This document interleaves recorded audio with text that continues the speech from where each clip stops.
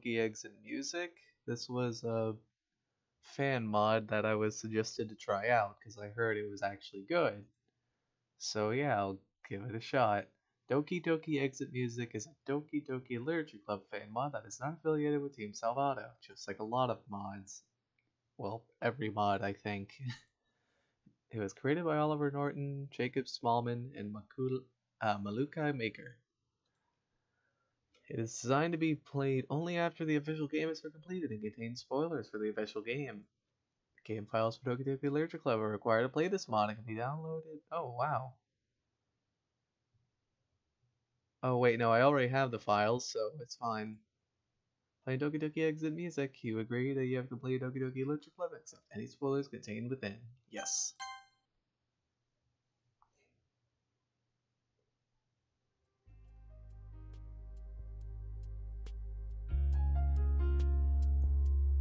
Whoa.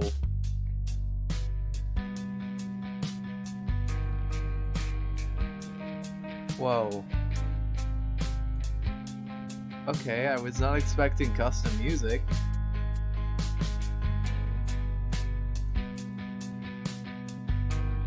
Okay. Yeah, I can see the characters are rearranged a bit too, I think. Yeah, because they have Natsuki up front.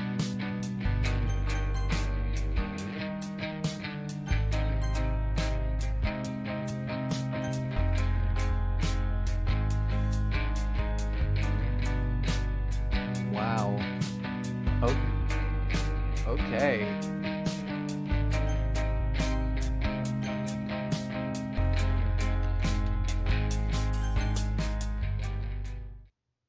Monday.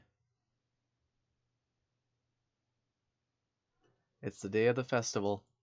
Of all days, I expect to be the one where I'd be walking to school with Sayori. Sayori isn't answering her phone. Consider going to her house to wake her up. Hold on.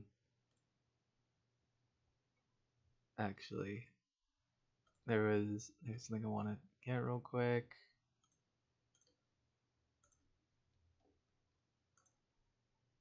Okay. It's not a big deal to at least wait for her or help wake her up. Oh boy. Even the simple gesture of walking her to school makes her really happy. Signs. I told her yesterday that things will be the same as they have always been. That's all she needs, and what I want to give her. To hell with it. I'll go get her. I grabbed the cupcakes Natsuki and I made yesterday and make my way to Sayori's. I reached Sayori's house and knocked on the door. I don't expect an answer since she's not picking up her phone either. Like yesterday, I opened the door and let myself in. She really is a heavy sleeper. I swallow. I can't believe I ended up doing it after all. Wake her up in her own house. Isn't this more like something a boyfriend would do? In any case, just feels right. Outside Sayori's room, I knock on her door. Sayori? Wake up, dummy. There's no response. I really didn't want to have to enter her room like this. Isn't this a kind of a breach of privacy? She really leaves me no choice. Oh boy. I gently open the door. Oh. Ree? Thanos? Sayori stands at the foot of her bed, a long rope in hand. It's tied to into a hangman's noose. Shocked at the moment, I release my grip of the cupcakes. What the fuck? It's not what it... Like hell, it's not what it looks like.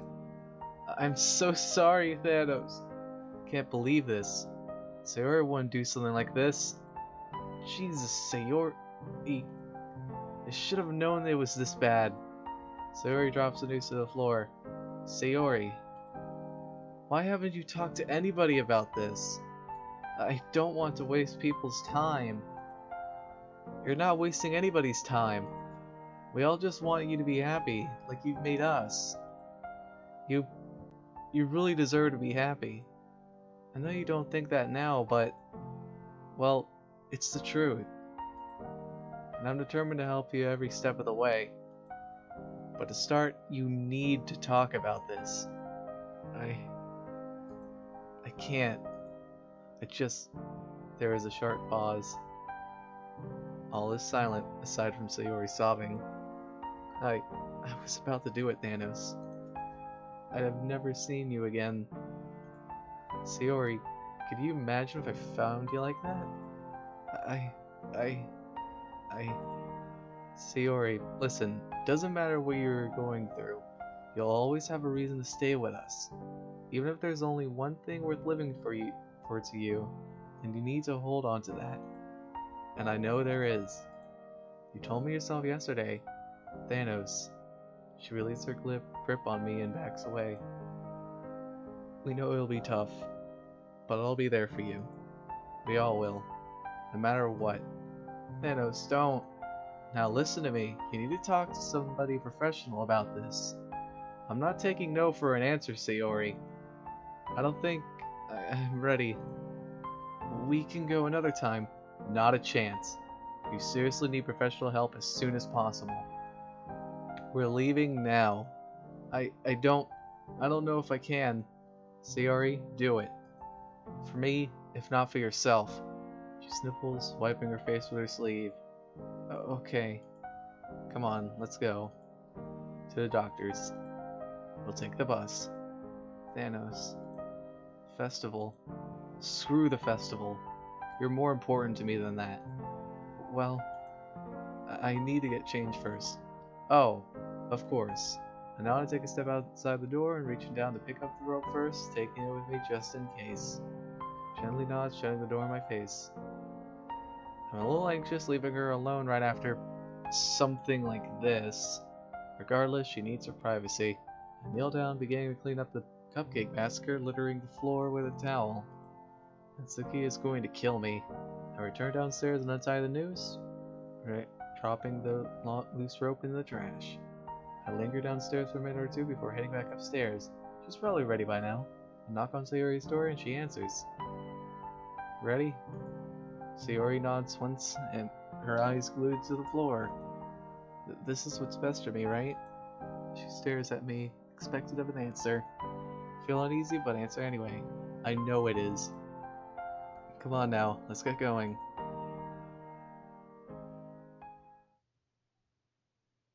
I'm sitting down in a waiting room outside of the doctor's office, patiently waiting for Sayori to return. I'm anxious. My phone buzzes quietly. I remember that today was supposed to be the day of the festival. Text is from Monica. Where are you? I have to reply. I'm busy. Really, Thanos, please don't tell me you had cold feet because of about the poems or something. It's a bit more serious than that. What's going on? I don't know if I can tell you right now, but it's serious, okay? You gotta believe me. Fine. Just hurry up and bring Sayori with you. I look up at the door. Through the small window, I can see Sayori breaking down in her chair, her head resting on the doctor's desk. I feel terrible, knowing that I let her reach such a point due to my own negligence.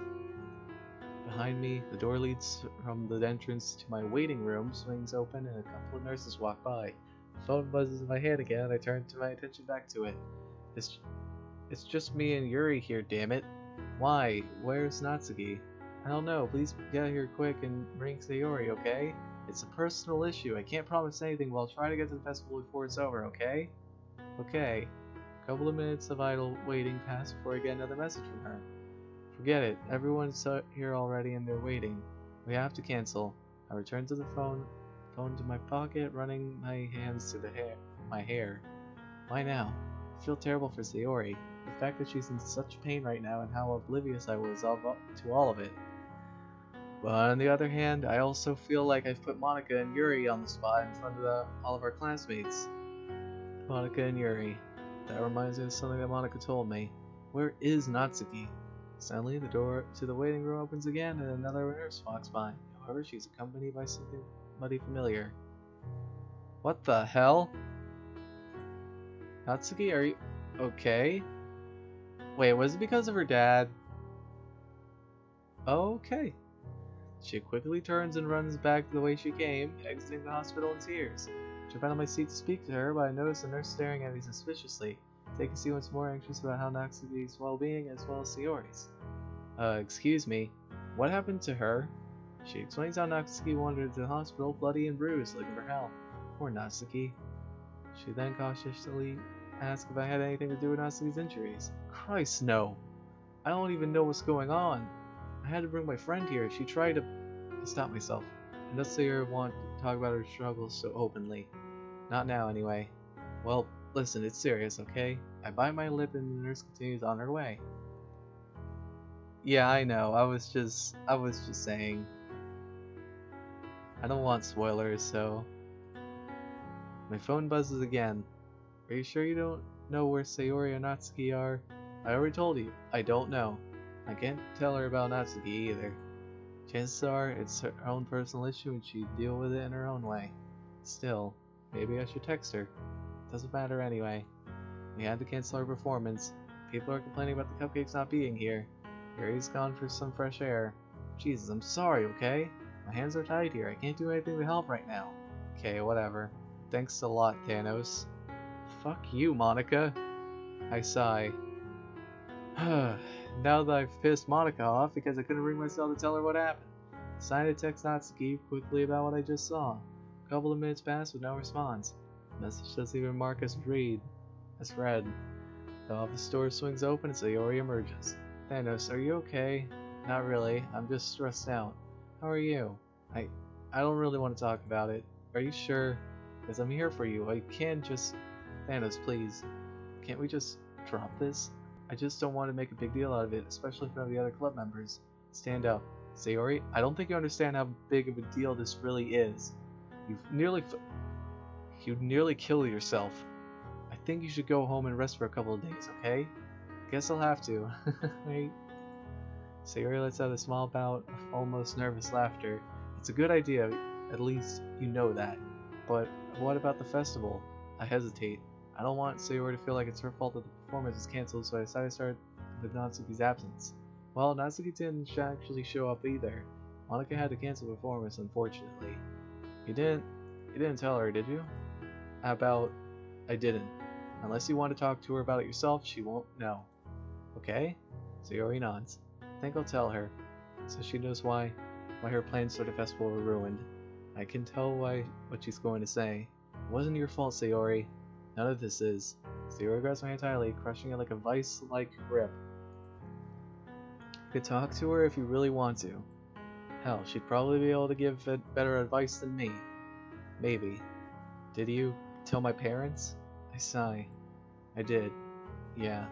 I'm sorry though. I felt like I had to, and thanks. I was scared I'd have to tell them myself. Sayori glances downwards to the pristine floor. I love you, Thanos. Despite her condition, I can't lie to her. It would be unfair on her end to have her hopes disrupted like that. I keep my mouth shut. A minute or so passes. Anyway, we should get going. There's no point in going to school now. Why? What time is it? It's almost midday. We missed the festival, and if we turn up now, Monica's just gonna get mad at us. Come on, I'll take you home. We can talk some more there. She gently nods, following my lead. We exit the hospital and ride the bus back to her house. I decided to stay with Sayori in her house just to make sure she's feeling better. We have at least a few hours together, but we spend that time talking and watching the shows together. Her mother arrives first, thanking me for letting her know of what happened. I tell her that it's no problem. She tells me that Sayori's father is on his way and that I'm free to leave if I want to. After I'm sure she's safe, I leave her with her mother and head home. Entering the kitchen, I flick the light on and start to make myself a sandwich, cutting up the tomato. However, I start to wonder about Natsuki. Remember the time I spent with her? Our little scuffle over the cupcakes icing? And that bruise, her nosebleed. What the hell happened to her? And who in her right mind would do that to her? Possible reasons for her injuries to circulate inside my head. Maybe she just fell over? She could have gotten into a fight with another classmate of ours? Maybe. No, surely not. Maybe I'm just overreacting to the situation. It's been a rough day after all.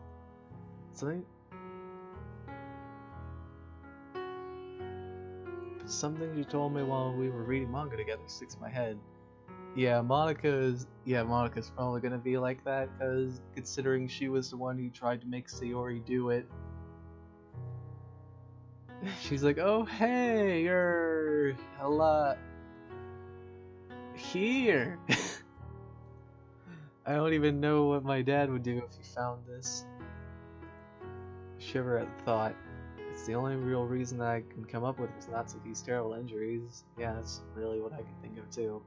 I also noticed that while I was distracted, I accidentally cut my finger open while slicing a tomato. Ah, crap. Wrapped my finger in a paper towel and letting a few drops of blood soak into it. Throwing the paper towel in the trash, I think back to Natsuki. Decided that I'll ask her about her father next time I see her. You know, she assures me that I'm wrong. At least I'll know. Eat my sandwich and head upstairs to my room. Collapsed under my bed, exhausted from the stress that the day had brought me. I drifted into unconsciousness within minutes. I wish I could sleep that well.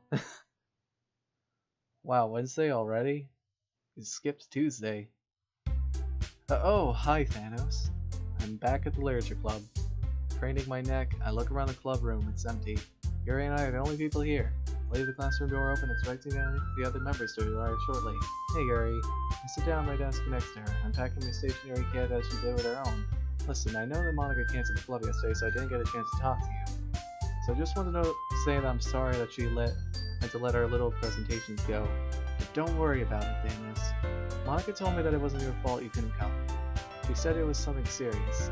Yeah, it was a bit of an emergency. I decided to play down the situation in case Yuri doesn't know the full story. I don't want her to worry after all. Are you? Alright. Me? I'm fine, don't worry about me. It was someone else. Someone close. I see. Well, I hope everything works out for you and your friend. Hope so too, Yuri. A moment passes. Complete silence. Yuri is sat down in her desk, still reading. Class is still empty, aside from us. So, Yuri? Yuri jumps in her chair a little, startled by my interrupting the silence. Yes. I haven't seen Monica today, have you? I'm afraid not, Thanos. She's been in a mood since the festival, unfortunately. No, I mean, not to be so rude about it. I did mean a lot to her, after all. I know it did. That was why I wanted to speak to her. Maybe if I explained why Sayori and I were absent, then she might forgive me. Well, the both of us. I promised Sayori I wouldn't say anything to Monica. Has Monica said anything about me since the festival? Not really. I mean, she did complain about the three of you were gone. I was kind of thankful that we got to cancel. Not to ruin Monica's plans, though. I'd never do such a thing intentionally. I know you wouldn't, Yuri. Don't worry. I can tell you you're too good of a person to be so mean. Besides, you have no reason to want to sabotage her like that, right? Yuri falters for a moment, lost for words. Not at all. It's just that I don't even know if I should be telling you this. Well, I overheard Monica talking to you and Sayori to one of her friends. I wasn't even eavesdropping, though. What did she say? I heard her mention that the only good reason to cancel on the festival was if somebody died. What? Monica wouldn't say something like that, right? She's a sweetheart. Besides, not only is it egocentric, it's insensitive. Even if she didn't know about Sayori, it felt like it was too close to reality. Wow, that's harsh. I doubt she meant it though. What I mean to say is, she was in no position to say that. I understand that she was frustrated about it, but there's never a good reason to say such horrible things about Yuri's words get caught in the throat as she retreats to the lines of her book. I turn to see Monica standing in the doorway, giving Yuri an intense glare. She doesn't dare to meet Monica's gaze, instead concentrating on the portrait of Markov. I wish I could do the same. I swallow. She huffs and starts talking. Where's Sayori? And Natsuki? She stares at Yuri intently. Monica's presence intimidates me. I don't know Monica. I haven't seen them. She gives me an acidic stare, her emerald eyes piercing my confident facade. Did Sayori tell her about the hospital? Are you sure? Yeah. Alright then, how come you weren't at the festival, Thanos? I had a family emergency. At this point, I'm practically lying to her face to keep Sayori's secret safe until she feels comfortable confiding in Monica. And again, I've known Sayori for so long, she's pretty much a part of my chosen family at this point. She's like a little sister to me, so it's worth stretching the truth than it is lying to her. Well, that's what I'll tell myself anyway. Right.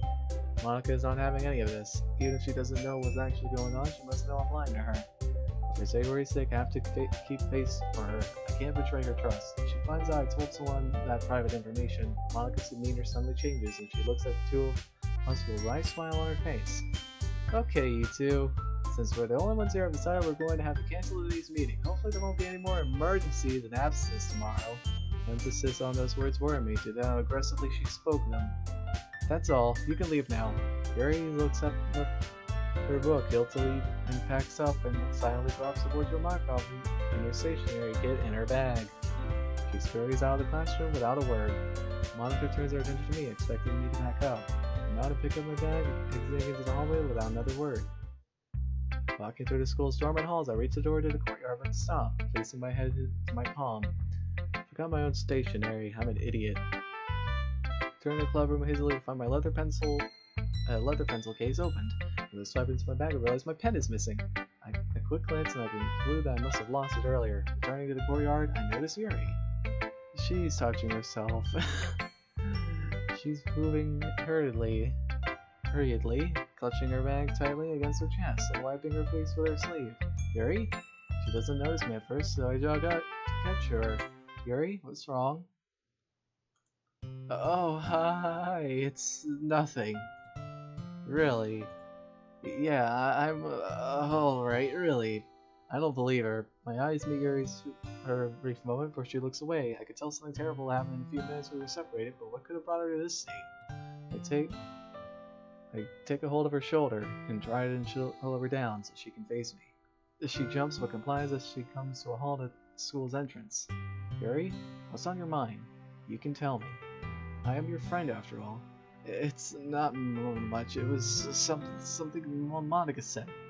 Monica, what could she have said? Well, if you don't mind me asking, what did she say? I don't really feel comfortable without you. If you're okay with that. Monica must have said something really hurtful. It's fine, really. I understand. Well, if you're sure about that, you're always welcome to talk to me, though. I guess it'd be nice if you walked with me. Maybe we can talk on the way. Sayori isn't here and I've got some time to kill. Besides, I feel like I can't refuse. Not when she's so emotional. Yeah, okay. I can't tell if those are tears or sweat. I'm sure that'd be nice. Following Yuri, I take the opposite turn from my usual walk home. Soon enough, I find myself in a part of town where I rarely visit.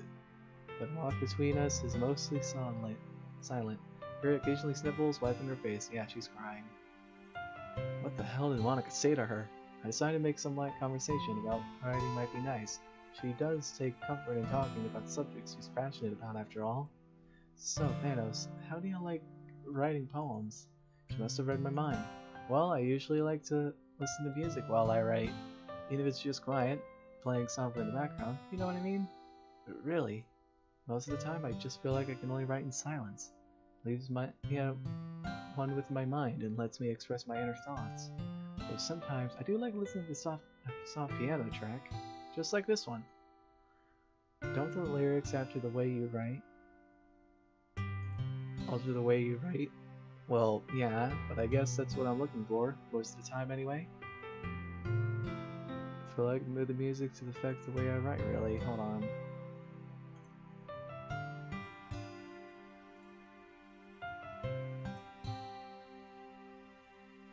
What's going on?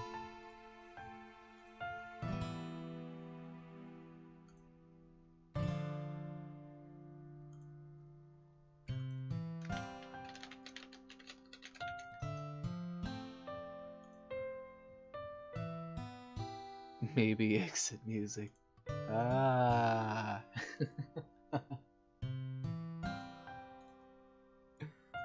Anyway. Alright, let me close Twitter.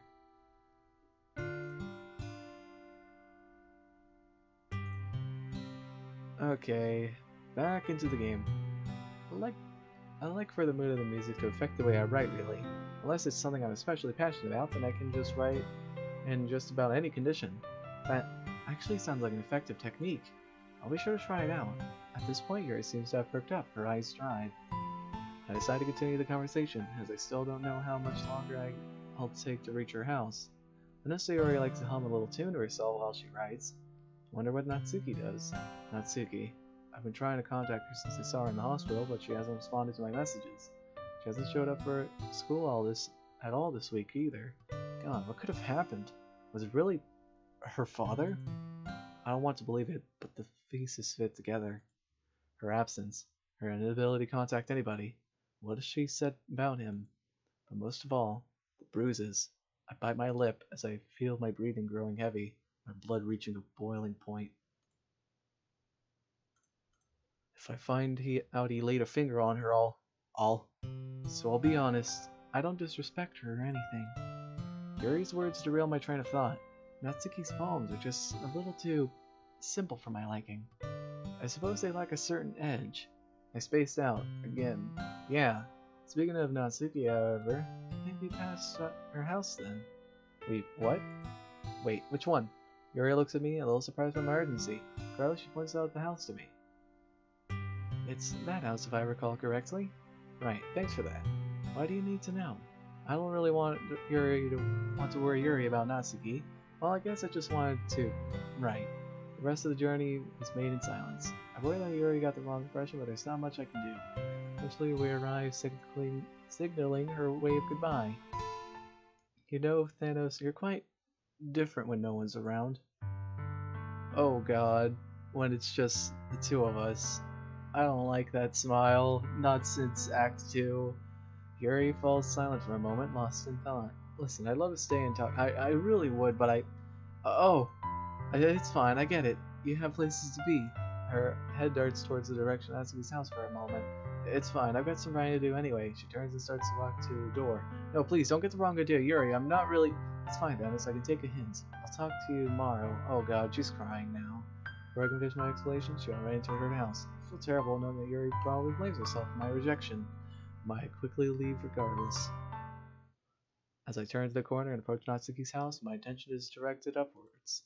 On the second floor balcony, a large, heavily built man leans against the railing, smoking a cigarette. Is that her dad? Jesus Christ. He's on the phone, and I can't help but overhear his conversation. Man mutters something about having business to attend to, but promises to be whenever the caller wants within the hour. My stomach sinks. Business? If he means what I think he does, backtracking Yuri's route, I make my way to school, then to my house from there. Fumbling with my keys, I unlock the door. I enter my bedroom and hurriedly get changed out of my uniform into some dark clothing.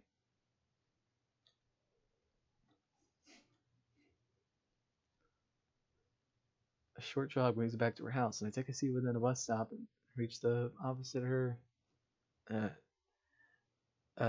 Oops. I take a seat within a bus stop on the street opposite her, staking out her father. I ponder over her if he's already gone. Perhaps I missed him, and I missed him leaving, or he's still dealing with business. After a few minutes, however, I'm proven wrong by the sound of an engine revving up and a new, expensive-looking performance car emerging from the driveway of Natsuki's house. It speeds away around the corner within seconds, and once I'm certain he's gone, I move over to Natsuki's house and ring the doorbell. I wait. Nothing. I press down on it again. Once more, no answer. Growing ever anxious, I knock on the door heavily, aggressively banging my balled fists into the door. Moment of silence. And from the second floor window, I see a curtain pull and a flash of pink. Just quickly, it's replaced once more. I'm watching tensely and waiting for any sign of movement until I hear the sound of the door change being unhinged and the deadbolt turning.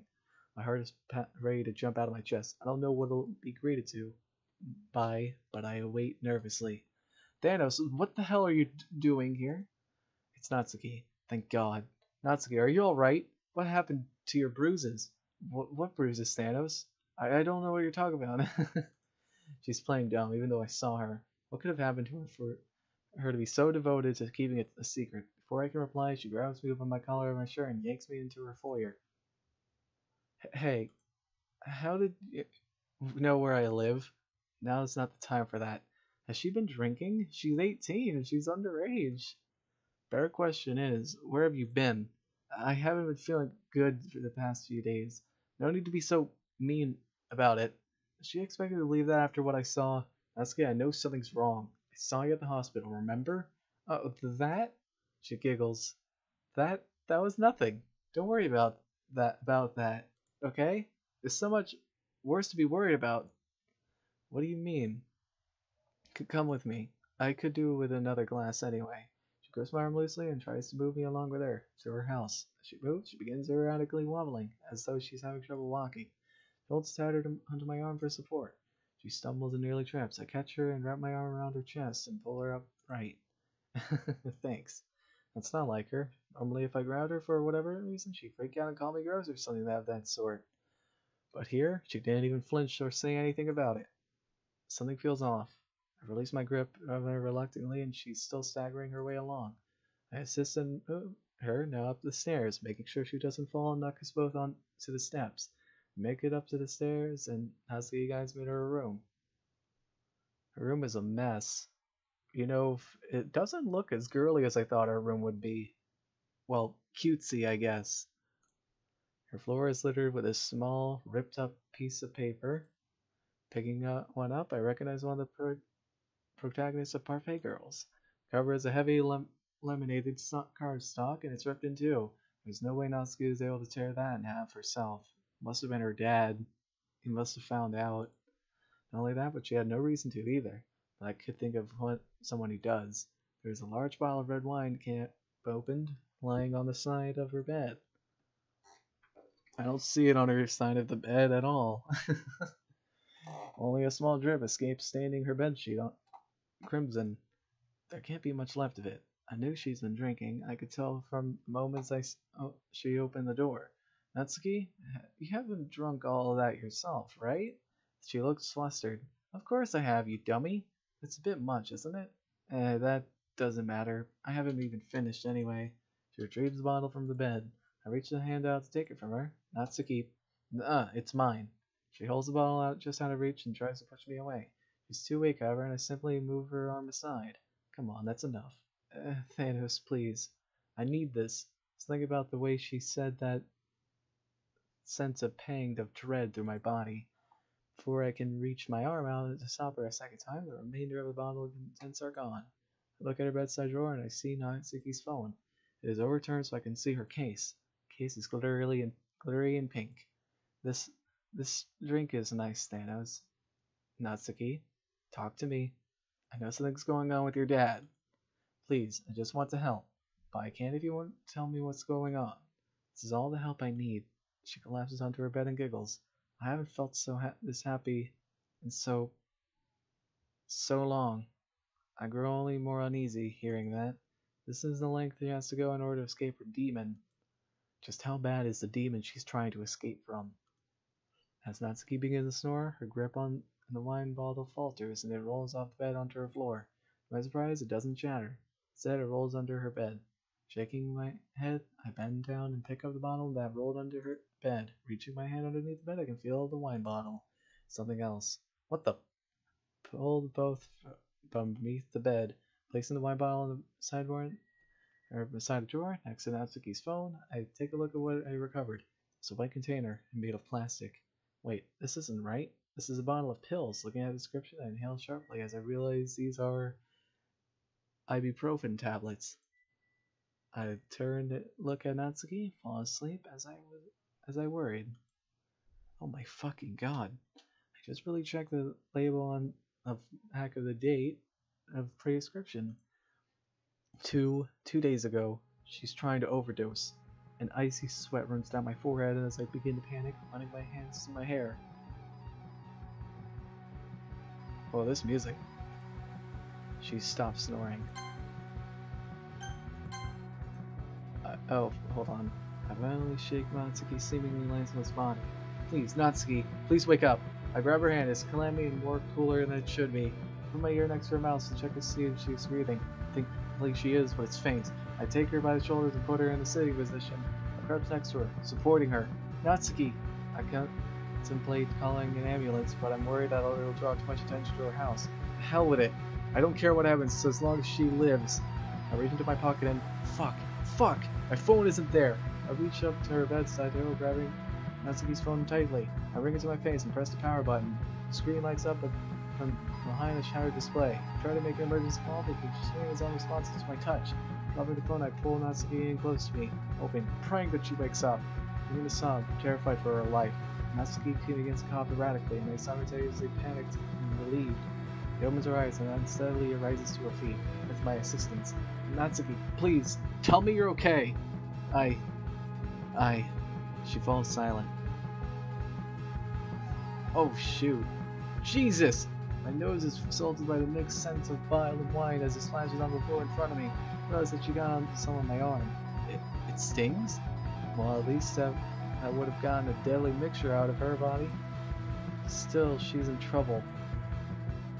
Natsuki turns to me, half-conscious, pleading. Thanos, help me. She stumbles back, landing in the sitting position under the bed. I don't want to die. Look at me, okay? You hear me? I won't let you die. Natsuki, listen to me, okay? I'll be right back. She nods weakly, barely aware of her surroundings. I need to find her something to eat. Hopefully it should absorb what's left of the alcohol. Holding down the stairs, I leave the kitchen within seconds. Swing open every cupboard to see along to the refrigerator. Nothing. Not even a slice of bread. When did Natsuki last eat? I exit in the kitchen and look around all the house. Hurrying back to Natsuki, I check up on her. She's as pale as ever when she's conscious.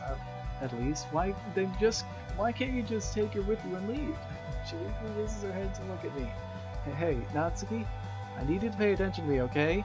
Just whatever you do, don't go to sleep, okay? Please. She tries to mutter something, but it's unintelligible.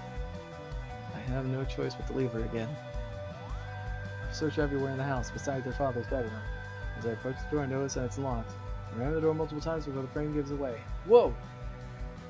I tumble onto the floor, now littered with splinters. I rise to my feet and flick the light on. As I search the room for anything that could possibly aid Natsuki, something catches my eye. A few bags of various restaurants around here. I tear them open and find nothing but empty takeout containers. I return to Natsuki's room. We have to go. Now. Okay. I help her to her feet, wrapping her arm around my shoulder, holding her in place. She'll make it. I have to make sure of it. Where are we going? Somewhere safe. We make our way down the stairs. I keep Natsuki on her feet, though it's proving to be more difficult as she fades in and out of consciousness. Starvation, mixed with alcohol and painkillers, it's clearly taken a toll on her. She isn't dead. We make it to the front door, with time feeling like a lost luxury and shit behind us moving through the porch. I can feel Natsuki's tears soak through my shirt. I reach the gate and I sat her down while I open it. I scoop Natsuki off the grass and close the gate behind us. Holding onto the close, I move fast as I could down the street. As we approach the glow of the street lights, I begin to feel relieved. I loosen my grip on Natsuki. Can you walk? Yes. No, I think. I set her down for a moment. Her knees buckle. Again, I wrap my arm around me and mine around her. Let's go. Okay. I end up supporting her entire way through the town. There's nobody about to call me out looking suspicious. I'm almost glad she has such a small figure. It certainly makes it so much easier to. That's why she's so small. Her father's been leaving her malnourished and living on fast food. Jesus Christ. Finally, I recognize the familiar view of my house. I sat Natsuki down on my front step. Fumble with my keys for a moment, finally able to unlock the door. I help Natsuki through. She's safe, from her father at least. I bring her to the kitchen and sit her in one of the chairs. Thanos, why did you help me? How did you know where I... Don't worry about that. Don't worry about all that now. Let's just get you settled in for the night. I'm worried that it'll be longer than one night. I have a spare bedroom in my house. She'll be able to sleep there. I searched through my pantry and my fridge for something she may like. Decided to just make some toast and a chicken noodle soup. Is that chicken noodle? I haven't had that in so long. Her words break my heart. How long? How long has she lived like this? I watch the clock as Natsuki eats. It's late. Now that the immediate panic is over, I realize that poor Natsuki is still drenched in her own stomach acid. Natsuki, I'm going to need you to get changed. What? Not here, silly. I mean you can get changed in the spare bedroom. But I don't have any of my clothes. You'll have to borrow some of mine. Okay. But only because I have to. Natsuki seems to be in a much better shape after her meal. She stands up in her own accord and returns her bowl to the kitchen counter. She moves slowly but deliberately. Despite the stink of bile clogging up my nose, I relatively calm too. Natsuki's skin tone has returned to normal, mostly. She still looks scarred by the night's experiences. When she returns empty-handed, I ask her to follow me to her room. Come on, I'll show you where it is. Natsuki timidly complies, wrapping her arms around me. But this time, it hurts. I inhale sharply. Are you okay, Thanos? My shoulder is in pain. The adrenaline of the situation has settled. Maybe barging through the door was a bad idea. Not only because of the pain, but the damage it caused too. When Natsuki's dad returns to the house, yeah, I'm alright, don't worry about me. Let's get you cleaned up. There's a shower in the guest room that you can use. We reach the guest room located across the hall from my own bedroom. I motion toward the edge of the room. Here, sit down just for a minute. I'll be back with something coming for you. She sits down, rush into my bedroom, picking out one of my gray tops and a pair of jeans. When I bring them back to her room, she strongly takes off her socks, places her fresh clothes on the bed, and kneels down to help her take them off. She opens her mouth like she wants to say something, but reluctantly lets me help. Natsuki has been through too much today. She has next to no strength left. Thanks, Thanos. I can take it from here. Are you sure? I really don't. All the blood in my body rushes to my face. Just going to have a shower. What? Was I about to indirectly tell her I wanted to help?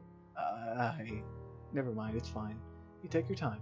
I decided that now isn't the best time to question Natsuki about her family. Instead, she needed a soothing shower and some sleep. Maybe that will take her mind off tonight's events. Even if only for a few moments. Those few moments would do her a lot of good. Stand to leave the room, Natsuki grasps my wrist gently. Thanos, I wanted to thank you again. Don't mention it, okay? I'm just glad I got there in time. Natsuki stares into my eyes. Me too. How did you know where I was? I walked home with Yuri. She was having a bad day, so I went with her. She pointed out your place, and ever since I saw you at the hospital, you haven't left my mind. That's why I decided to go. I tried calling you God knows how many times, but you never answered. Guess when I'm back to Natsuki's wreck of a phone, I guess I know why. I saw every one of your calls. Couldn't answer because of your stupid scream. When all I wanted to do was hear your voice.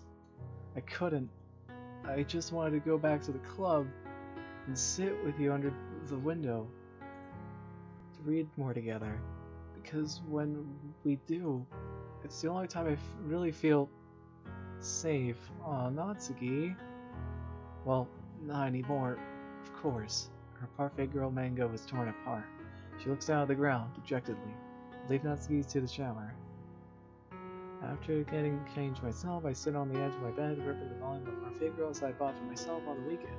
Water stops running, and I hear the in-suite store being opened and closed.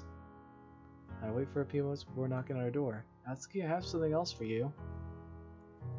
Oh, Thanos? Natsuki opens the door, looking at me again. She is out of her dirty clothes, and is now wearing my shirt along with her own pants. The top doesn't fit her very well, though. Huh? This shirt's massive on me. I could get you a smaller top of mine if you... I like it. You don't need to, Thanos. Are you sure? Yeah. I present the manga to her. I saw what happened to your copy of Parfait Girls back in your place, so I thought I'd drop my own in for you. So you can, read it, if you want.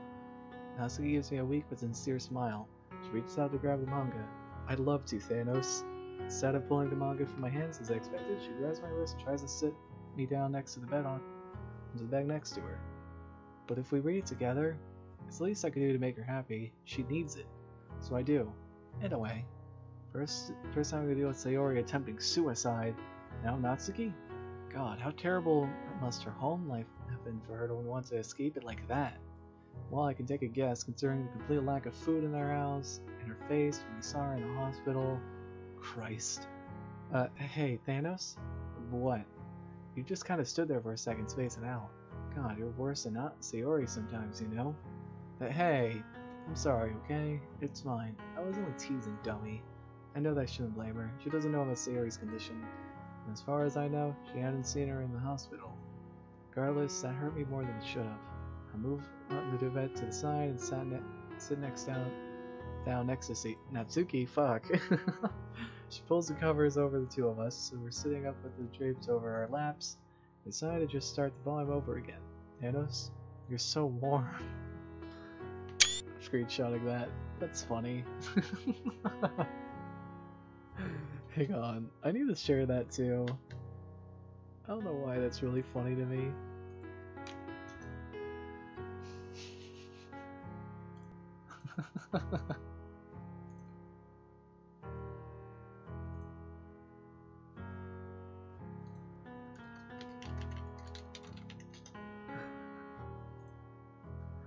Wait, shit.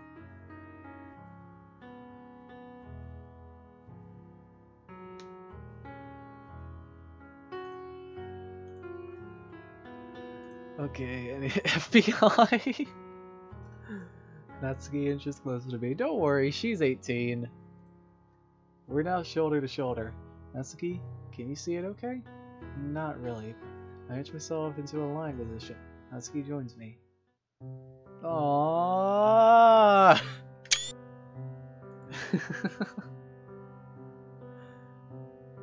I know it's like an edited thing, but it's still cute.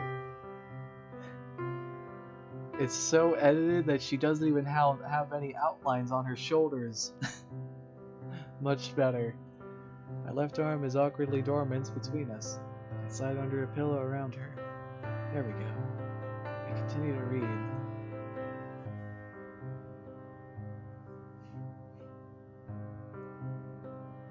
Before I know it, she's fast asleep. Natsuki?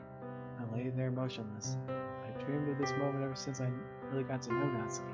I hated that it came due to her circumstances at home, but regardless, I run my fingers through her silky pink hair. I brush her bangs to the side. She looks so peaceful in her sleep. What is this feeling? I feel a lump in my throat. Just the sight of her is enough to make my heart pound. I don't recognize this. My chest is heavy. It feels like there's a weight on my ribs. It's hard to breathe. This is the happiest moment of my life. Same! As I drop the manga to the side of the bed, not even reading anymore, I'm about to sleep. I jerked awake with a sound of crying. These opened my eyes and turned to look at Natsuki. She's clutching her sleeve at my shirt, holding me tighter than before. She saw me into my shirt very ferociously. Natsuki, are you? I realized that she's still asleep. Sighing, I leant over Natsuki's nightmares. I was certain that she's related to her family, but I gave her a nudge to wake her up.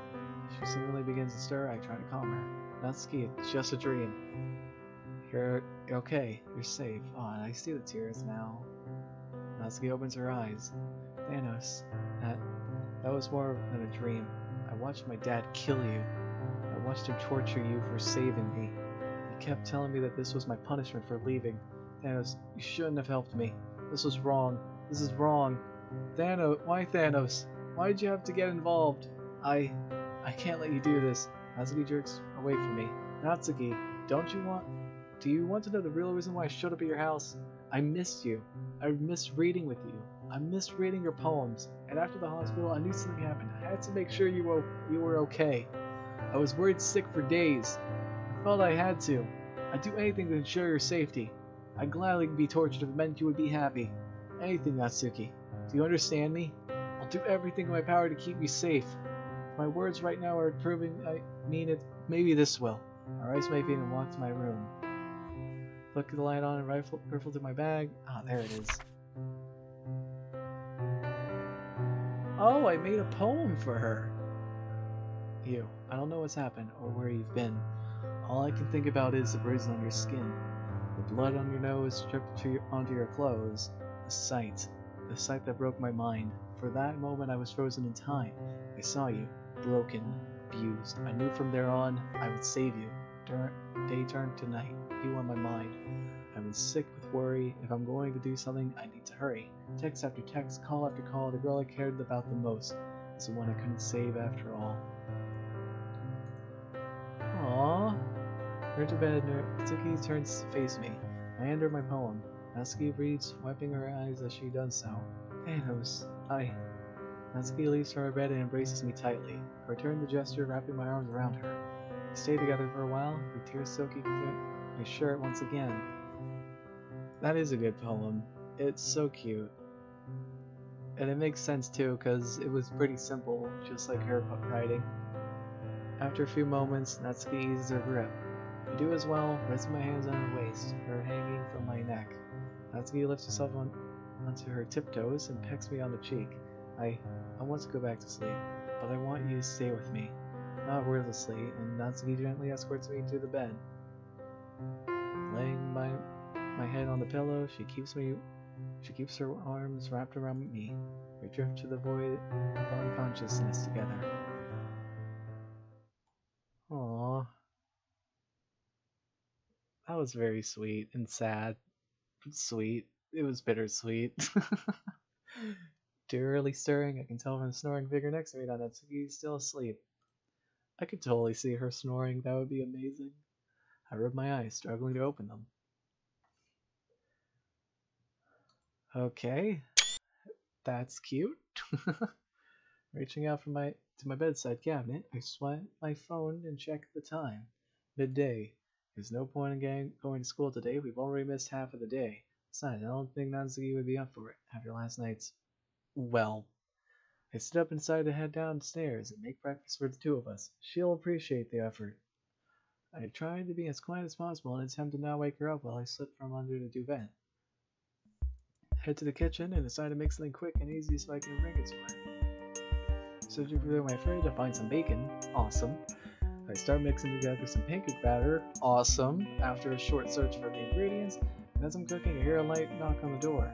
Anxious about leaving the cooked food, I rush... Okay, that's cute.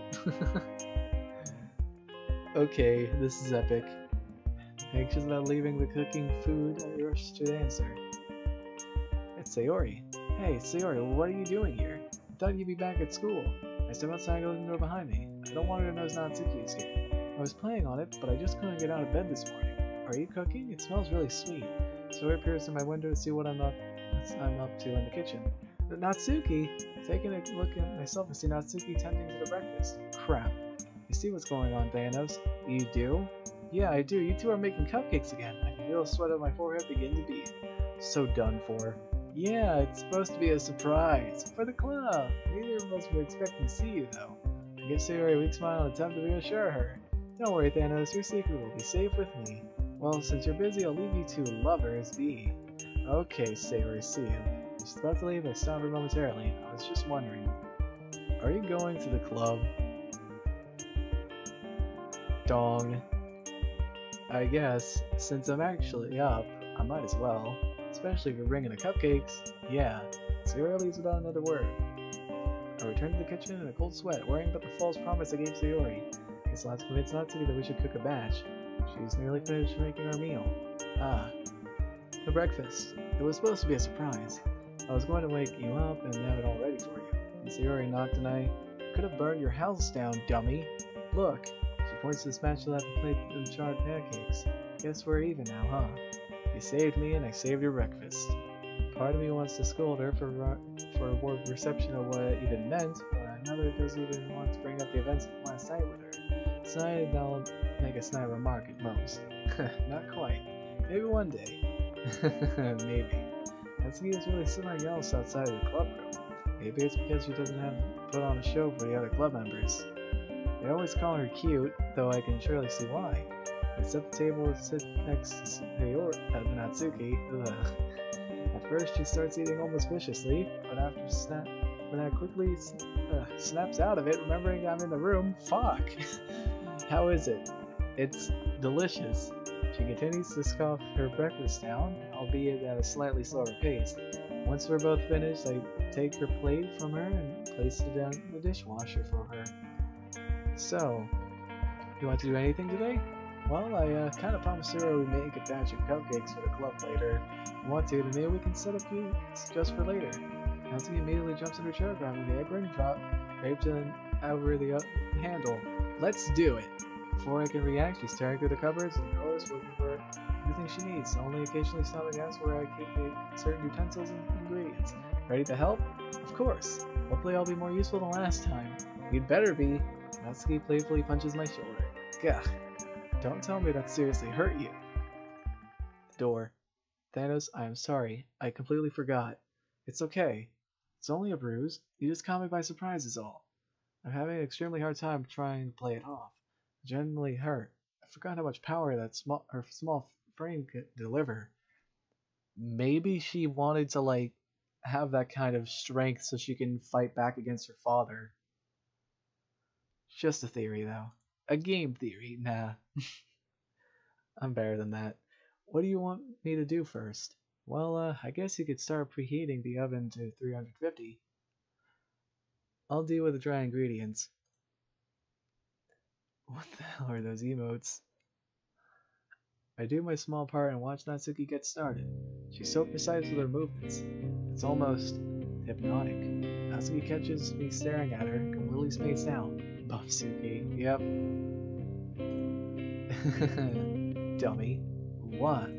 I shake my head as I'm jerked back into the moment. You were staring. Oh, sorry. What's next? I got everything ready to go besides the eggs. Could you crack it into the bowl while I set the tray liners? Well, one moment. Hang on, I can get that rearranged.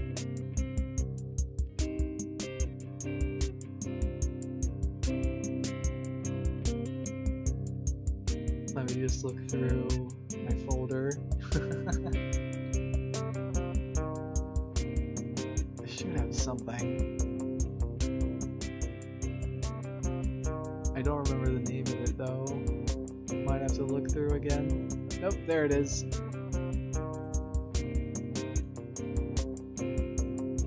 And there. There it is.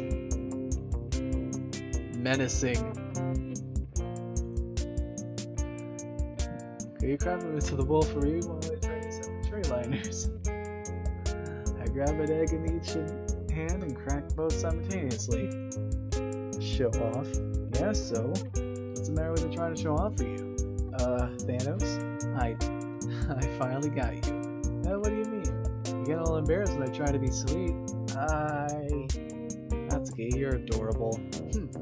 Natsuki begins to prepare the cake batter. Thanos, can we talk about last night? As much as I want to fully understand what happened, maybe we should leave that for later.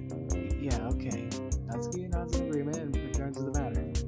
He quickly finishes mixing it and begins to distribute batter evenly between the cups. Why and wow? Because yes. I washed the beaters by hand and attached them to the mixer. And started to mix the icing. I should have done this last time.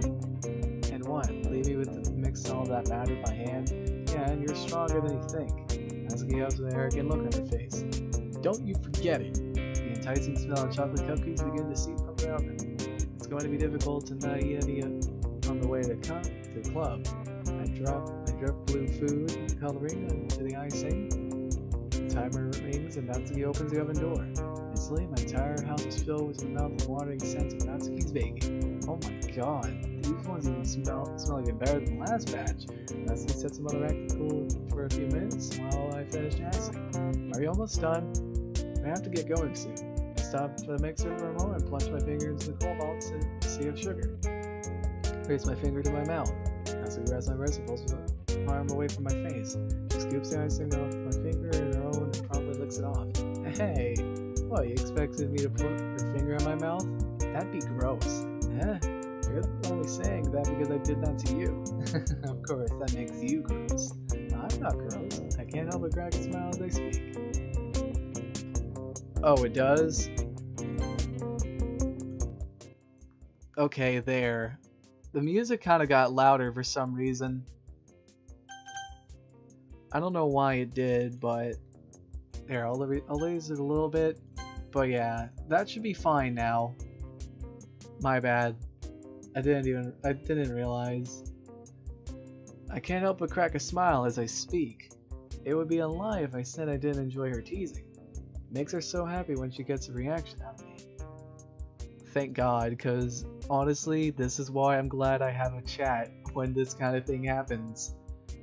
Because like usually I'm streaming alone and I'll never know if I'm not louder than the game or not. Makes me so happy when you get a reaction out of me, even if only a tiny one. Natsuki and I ice the cupcakes and get ready to leave. Quickly, I head up to my room and get changed in my school uniform. Natsuki, without a uniform, is forced to wear the clothes I gave her. Seeing as most of the teachers will have left by the time we arrive, she shouldn't end up getting into any trouble.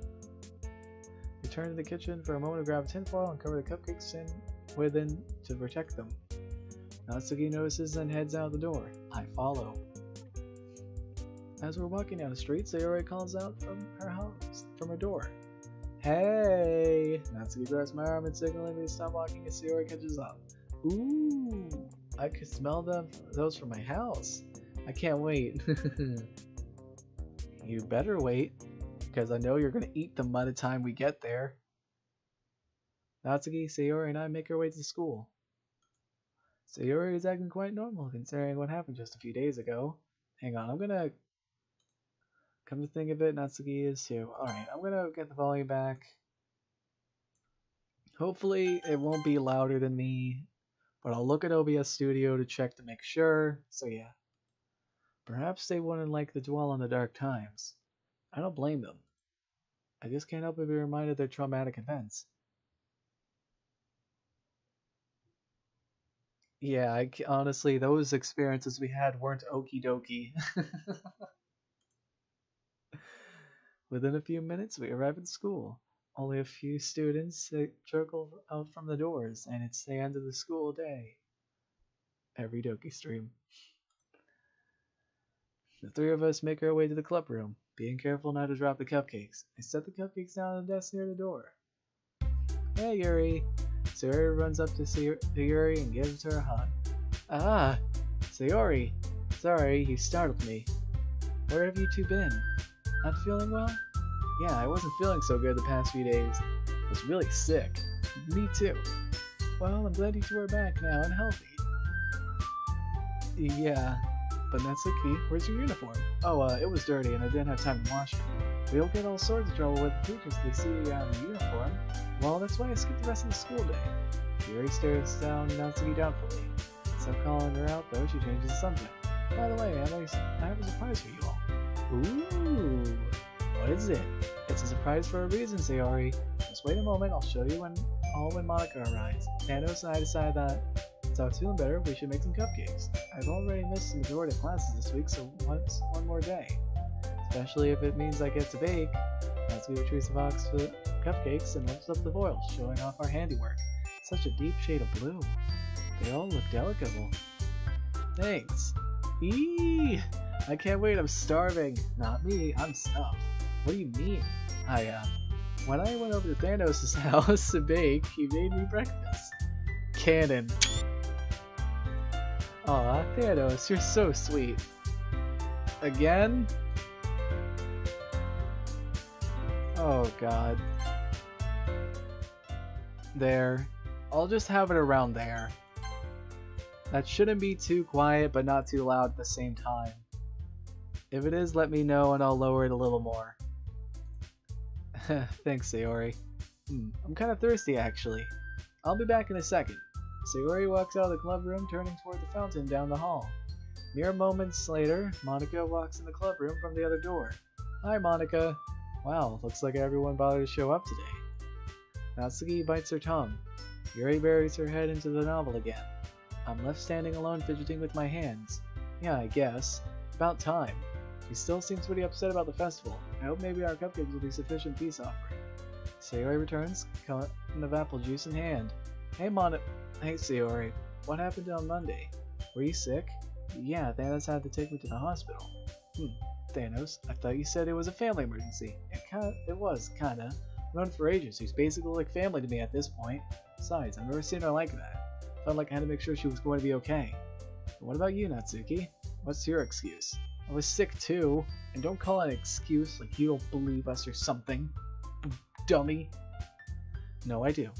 It just isn't a good enough reason to have ruined the festival. I should have guessed that she was still up in arms about the festival. Of course, I mean, unless you were nearly dying, I'd certainly understand. Since you're both here, I take it wasn't the case. Whatever, just don't miss important days like that again, or there will be consequences. Whoever to break the hostile mood that Monica was causing, Yuri clears her throat. I have something for all of you. Yuri lifts her bag and desk and unpacks a new tea set. It's not much, but I thought it'd be nice to share. The new set has 5 cups, one for each of us, and one has our names painted on it in a different color. Ooh. Yeah, Monica's being stuck up about the festival. Not gonna lie, just shut the fuck up. Like, seriously, don't... Like, God. The new teapot has Literature Club written in the script across the middle of each side. Thanks, Yuri. This looks so elegant. Thank you. And the cups are a little bigger. Thanks, Yuri. This must have been taking some preparation. Thanks. Yuri, clearly uncomfortable with the amount of attention being given to her, turns towards Monica, who hasn't said a word. Oh, good job, Yuri. Could she have sounded any more monotone? Yuri politely nods and retreats to her novel. Yuri has written something down. I can't make out what it is, but it looks to be a poem. Hey, Thanos, come on. Natsuki dragging me by the arm, pushing me down under the windowsill. Grabs the next volume of our fake girls from her set, replacing the volume from last night to its right response. We sit and read this volume in silence, besides the occasional giggle from Natsuki.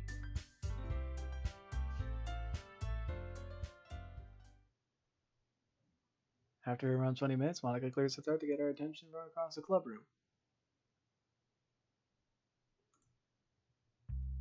Yeah, she probably knows, but she doesn't want to break the fourth wall or anything. Okay, everyone, it's time to share the poems. I left my poem for Natsuki at home. I'm assuming Natsuki was unable to write one, and presumably Sayori too. Well, none of you even tried to? Well, stay silent. I did, but maybe we should wait until tomorrow. Natsuki and Sayori probably couldn't write because they fell ill. But I'm not sure about... Fine. Tomorrow it is then. We all gather around the table.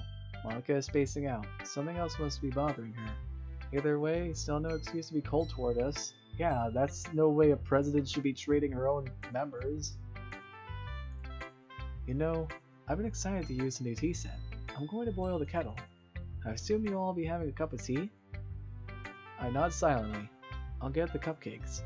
Monica pulls a fresh piece of paper from her notebook and begins writing. Natsuki sets the cupcakes down in the corner of the table. Yuri returns with the kettle. Monica seems to be oblivious as to what's going on around her. She's writing furiously, pressing the pen deep into the paper. Steam begins to flow from the kettle, and Yuri transfers the water into the pot. Yuri pours the tea into each of our respective cups. Moments of silence go by as if they were hours. Monica's really killed the mood with her attitude. Sayori's already pilfered the cupcake from the tray and bites down into it. Wow, Natsuki, these are the best ones yet. You haven't even tried this recipe yet. Sayori reaches from her cup of tea, accidentally tips it over, spilling its contents all over Monica's notepad. Jesus, do you always have to be such a klutz? Get your act together, you're supposed to be vice president. Monica's sudden snap takes us all off guard. Sayori, clearly flustered, knocks over the turned cup onto the ground, shattering it across the clubroom floor. For Christ's sake, Sayori, do you even pay attention to what you're doing? You what? You're sorry again? Just like how you were sorry about not showing up to the festival? And dragging Thanos to the hospital with you? That was pretty selfish of you. If Thanos was here, he would have just continued on without you. Or Natsuki, considering she probably would have weaseled her way out of the meeting anyway. Everyone besides Monica is in utter shock. Fuck you, Monica! Hospital? Why is she being so hostile? Sarah rushes out of the room crying, quickly followed by Natsuki, who is attempting to comfort her. Yuri has moved her from her usual seat to the other side of the room, her face buried into her novel. I stand and Monica glares at me. Monica, what the hell are you doing? Go take care of her. She clearly can't take care of herself. I want to scream at her for what she said. I'm gonna fucking scream at her. I'm not gonna take that shit for my best friend. I have an urge to slap her. I'll slap her. Fuck it. her. I hate her in this so much. Instead, I rush out of the door and to console Sayori and Natsuki. I hear them in the hallway. Upstairs, Sayori sobbing, filling the otherwise silent halls. Hang on. I run up to the stairs and see her crying on the bench, Natsuki alongside her. Hey, it's okay. I want to raise a mute. Yeah, the music seemed a little too quiet for my liking. Well, maybe around here, yeah. Because I don't know, it seemed too quiet. Hey, it's okay. Monica is just being a cunt! I don't know what she's doing, okay? She probably had a really bad day or something. But she has no right to take it on others. She has no right to take it on anybody. Like, at least not these people. At least not Sayori and Natsuki. They weren't even around. They had personal issues. You're just taking it out on you. I'm not saying it's the right thing to do, because it's not. What I'm trying to say is, don't take it to heart. She knows that we were all looking forward to the festival. Maybe she just takes things like this harder than the rest of us. I don't care, Thanos. That's not how you speak to people. I agree. I'm going home. Sayori stands. Oh crap. I'll walk with you tomorrow. But until Monica stops her campaign to hurt everyone, I'm staying the hell away from the club. Sayori wipes the remainder of her tear from the cheeks. Yeah, because I'm guessing that Monica is aware that her plan didn't work at all. You two have fun dealing with her. Tell her that if she wants to talk, she knows where I live. Wait. Sayori, come back. We'll sort it out together. Doesn't that sound better? Yeah, come on, Sayori. It'll be easier this way. Sayori's entire attitude shifts. She's no longer crying. Her face is completely blank. She turns to me. Thanos, I'll see you later. I'm leaving. We can walk home with you. I don't really have to go back there anyway. Yeah, me either. Sayori looks at the two of us and shakes her head. No! I just want to be alone right now. Okay? Well, you should join us for dinner tonight. Natsuki gives me an odd look. Yeah. Did you just say join us? Well, yeah, that's part of the reason why Natsuki was already at my house this morning. She had a really bad night and... No, I'll just stay home. Maybe my mom will order some takeout. Have fun. Sayori turns and heads down the stairs. I have never seen her like that. Not even when I caught her trying to. Natsuki, can you give me a second? What are you doing? I just need to call someone, quickly. Natsuki nods and takes off to wait at the end of the hallway. Worried, I ring her mother, who's already home. I explain what happened. She tells me that there's no reason to be worried. Explains that the doctor had given her some antidepressants during the last trip to the hospital. She tells me that it could be just a side effect of the drugs. Let her know that I'm still concerned and please keep an eye on her. Sayori's mom brushes me off and wishes me a good day. Still worried sick about Sayori, I catch up to Natsuki. Listen, do you want to go back to the club or... Like hell I'm going back. Not while that bitch is in there. I agree. Go my girl! Well, I still need to get my bag and stuff, so I guess I'll meet you back at the entrance. You okay with that? Fine. I'll wait. Thanks. Hurry up, though. I take off downstairs to the club room. Bursting through the door, Yuri nearly jumps out of her seat, and Monica, writing down on a new dry page of her notepad, turns to face me. What do you want?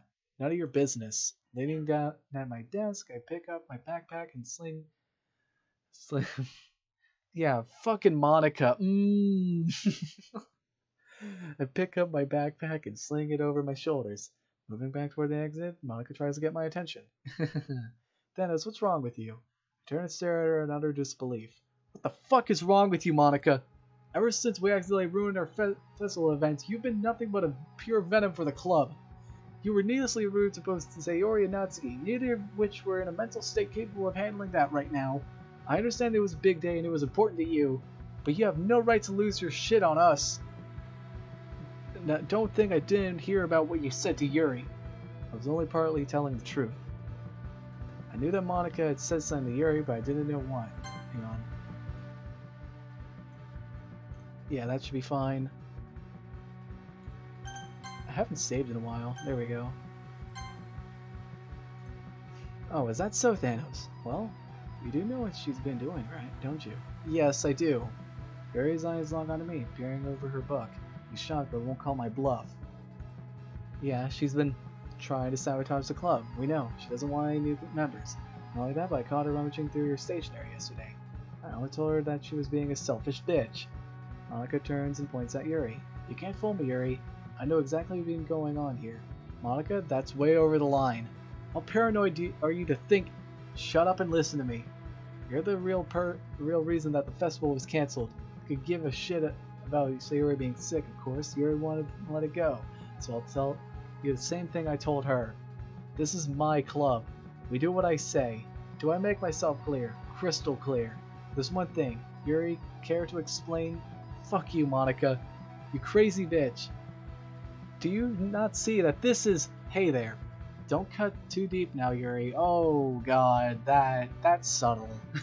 Whatever Monica meant by that, Yuri was affected. Mortified, she drops her novel to the ground and falls into her chair, stunned. Show me out of the way, Monica marches over to Yuri. She stumbles out of her desk and backs away into the closet.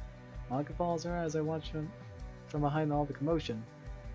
Okay, that looks horrible. I'm not gonna lie. This artwork looks really, really fucking terrible. I especially hate their faces. And look, her fingers are just so terrible here. Look at that, her finger is going right through her sleeve. I hate everything about this. This is cursed. Why is this a good idea? This looks horrible. I can't stress that enough. Oh, God. Anyway, she grabs her by her wrist and yanks her sleeve up. Oh, what a shame. Oh dear. You couldn't just help yourself, could you? What did I say, Yuri? Like, honestly, I really wish they just used the sprites and called it a day. I would have much preferred that. Yuri stays silent, her eyes fearful. Monica moves closer, forcing her to make eye contact. Maybe I didn't make myself clear, Yuri. What did I say? I can't believe what I'm seeing. If I didn't shut up, you tell the club. That's right. If you dare criticize my ability to leave the club again, Yuri, everybody's gonna know about this. Everyone. How do you think they'd feel about you, knowing what you do behind closed doors? My blood is boiling. I'm about to ready to knock her out. Monica, what the hell has gotten into you? You're crazy! Monica lets go of Yuri's arm, pushes Yuri at the desk away from her. See, like that. Looking at me, she speaks up. Want to see crazy, Thanos? I'll show you crazy. Nordic school blazer, she pulls a sheet of paper, nearly folded, she thrusts it into my head.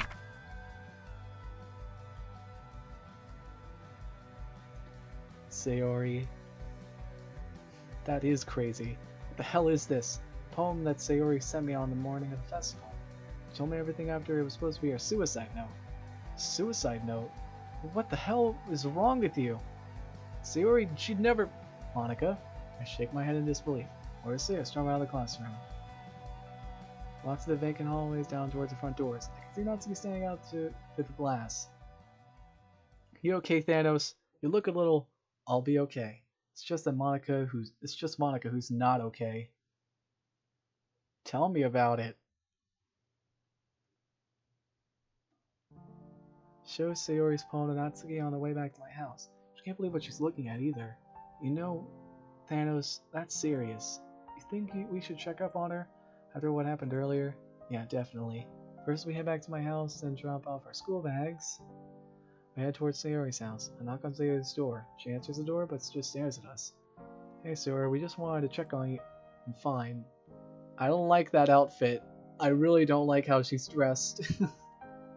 Told her that already. I ordered pizza and I was just about to eat it. You two enjoy making your dinner. She edges the door shut. Wait, Sayori! I wedge my foot to the door, restricting close on us. She tries again, but harder this time. Monica gave me this. I nudge Natsuki and she nods, giving Sayori the poem. Oh yeah? I forgot I sent that to her. Whoops. Listen, Sayori, if you ever want to hang out, if you need anyone to talk to, those are happy to listen. We are all friends after all. Sayori forces a laugh. Sure, Natsuki. Where can I find you? Thanos' place? Sayori shuts the door on two of us. Okay, Sayori's being a bit of a bitch, not gonna lie. Didn't think she would care that Natsuki was staying with me. Really, I should really sit down with Sayori and explain the situation. Sooner rather than later. Natsuki and I head back home and eat to get settled for the night.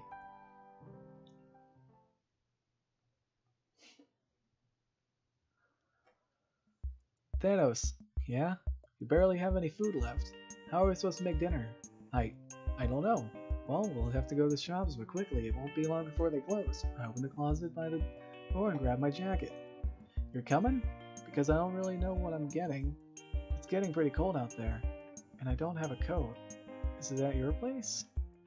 No, Thanos. I don't own one. And that's to keep my coat for the time being. Well, hold on to this for now then. Can handle the weather until we get to the shopping center. Are you sure? Because I really wouldn't want... It's fine. Believe me. Come on, we're going to have to hurry before the shop closes. As we exit the house, a gust of chilly wind hits us both. Natsuki hurriedly pulls my coat on. I shiver violently. We watch the bus and make our way to the store. On the route, the bus passes Natsuki's house. She shuffles down in her seat in an attempt to keep it out of her sight. I can understand. You okay? Natsuki wraps her arm around mine. Yeah. Surely the bus arrives at our stop and we'll make our way to the mall. So, where do you... Natsuki's already dragging me to near my clothing store before I can finish my sentence. So I drag it up and hands it to me. They're all so cute! Oh, Thanos, how do you like this one? I like it. That's a nice trench coat. You know, it fits you perfectly too.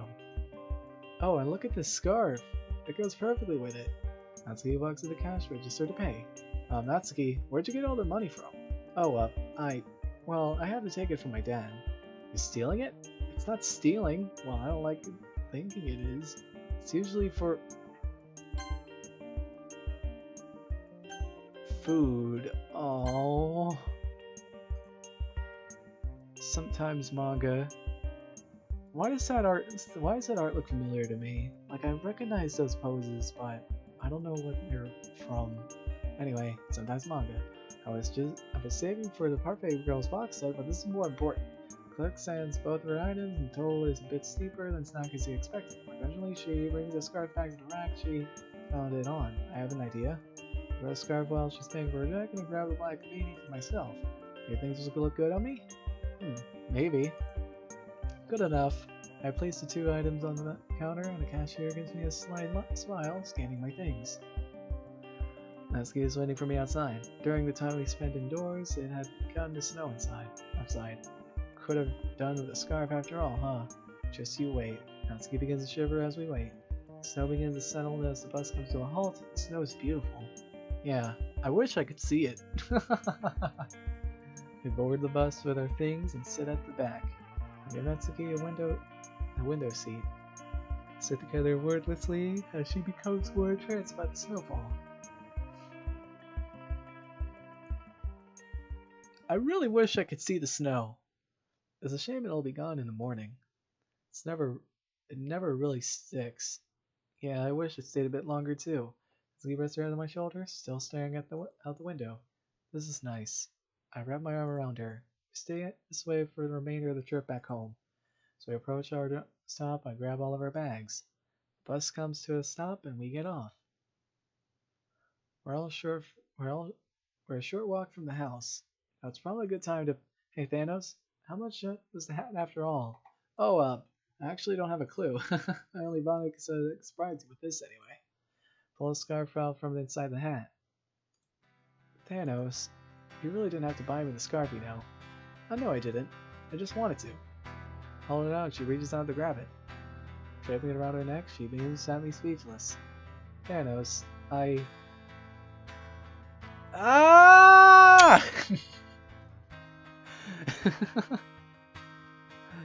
Natsuki grabs the sleeves of my jacket. I pull it into her clothes to brace the moment as long as possible. Her grip loosens a little. Sorry. You shouldn't be. Okay, I just couldn't stop myself. It's fine, Natsuki. In fact, this is great. Thanks, Thanos. I really want fan art of Natsuki hugging Thanos now. For everything you've done for me. I never wanted this. I never want this to end. Nor do I. We remain together for a little more. Eventually, our responsibilities get the better of us, and we separate. take Natsuki by hand and we walk to the grocery store. We grab all the ingredients we'll need for the night and head on our way. This is a nice song. Hey, Thanos? I can carry some of these for you. No need, it's my turn to do the heavy lifting. Pain in my shoulder slowly returns, leaving it aching. I do my best to ignore it. As we approach the house, I peek over Sayori's window. I like how the snow is in slow motion.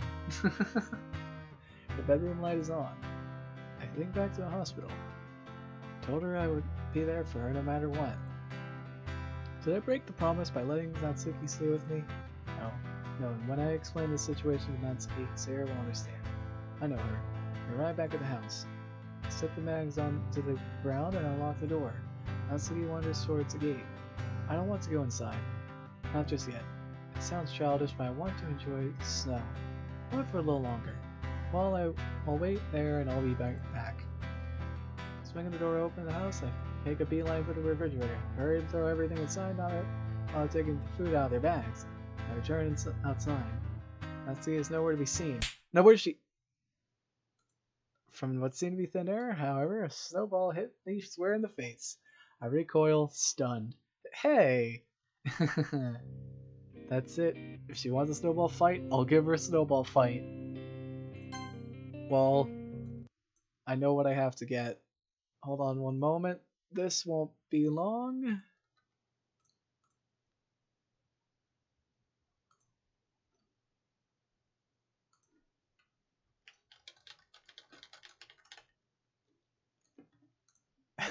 This is gonna be terrible, but I want to do it anyway.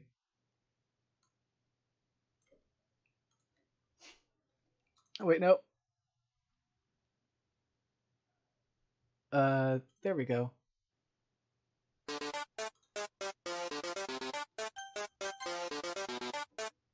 Tuck the cover behind a bush as she's already packing another. I begin to collect my own. I hear the footsteps crunch as she creeps towards me.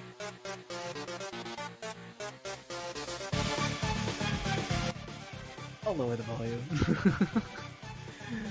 Nice try. Aha! I returned fire on her. I hit her in the back as she retreats toward the gate. Natsuki lets out a yelp and falls to the ground. Natsuki, now on her hands and knees, hold her back in pain. Oh god, are you okay? I rush over to the side, taking the knee to make sure she's not injured. Natsuki, I'm so sorry. Natsuki feels a mound of the snow and throws it at my face. She hops back on her feet and runs inside, giggling. Stunned and covered in snow, I sit and process what just happened for a moment. I brush myself off and head back inside. Okay, enough of that. Oh god, now that that's done. I'm gonna go back in settings. There we go.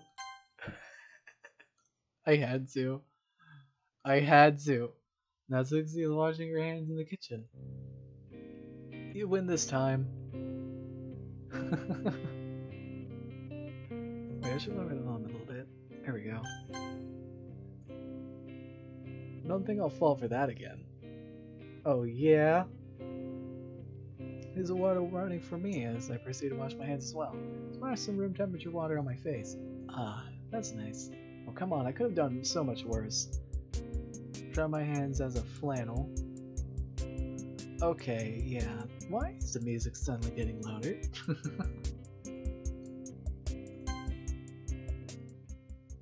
There we go. That should be fine. I opened the fridge and started unloading the bag of ingredients onto the counter. What do you think you're doing, Thanos? Sit your ass down, I'm cooking tonight. You don't want my help at all? Nope, I can handle it. I mean, you did your part by carrying everything for me, and it's the least I can do since you're letting me stay here. I shrug.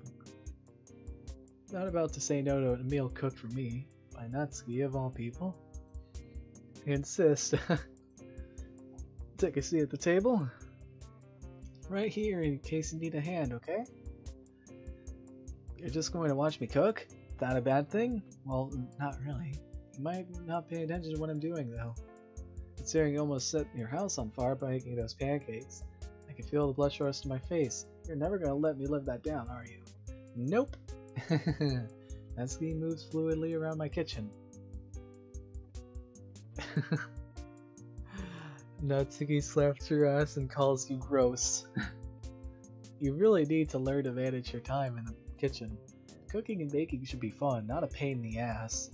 If it's stressing you out, then you're probably doing it wrong. That's very poetic of you, Natsuki. I might have heard it on a cooking show. Natsuki resumes her work as I watch from the table. Okay, now I just need to let this simmer down for a few minutes and we'll be set. Really? That quickly? What do you expect? I'm a pro. I can do it in no time. Natsuki begins to set the table. Alright, hope you eat well, Tiny Star. Wait, let me sort this out. I've done practically nothing anyway. Position the placemats and silverware on both sides of the table.